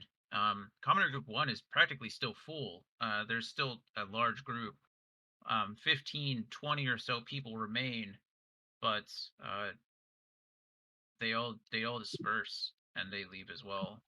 And while there are a few unconscious bodies laying in the court of air around primarily Adom, a quick cursory glance shows that none of them were lethal blows. All of the individuals are still breathing, and other than some bruised ribs and some blackened eyes, maybe some bruised egos, all of them will walk away from this day no problem. And with that, you've successfully ended a fight with 130 commoners. Congratulations. I didn't kill any of them. You didn't kill a single person. That's what I'm talking about. Yeah. No one died this time. Yay. Yay. Okay. Well, this sucks actually because Laura's gone, and I waited to ask everybody when Laura wasn't here, and now she's gone early. It doesn't suck. I don't blame her. I'm just saying. For next week, do we want a quick like murder mystery thing, like 1 to 2 sessions, or are we going like whole hog and we're like haunting of Candlekeep Mysteries kind of thing? Like what do we have a preference for? I don't want to derail the campaign too far, but I think it'll be cool. I'm down. Run. I did not hear what you said. I'm so sorry. I said I'm down for the longer run if everyone else is. I'm down for whatever. But if they're not down for it, it's not going to hurt my feelings. I just think it'd be cool. The longer run is the murder mystery?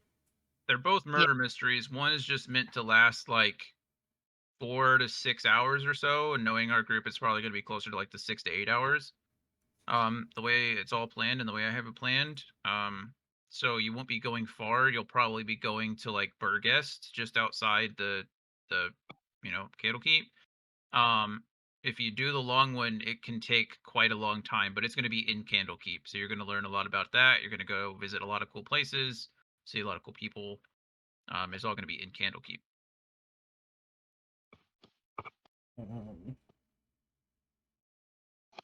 I mean, sure.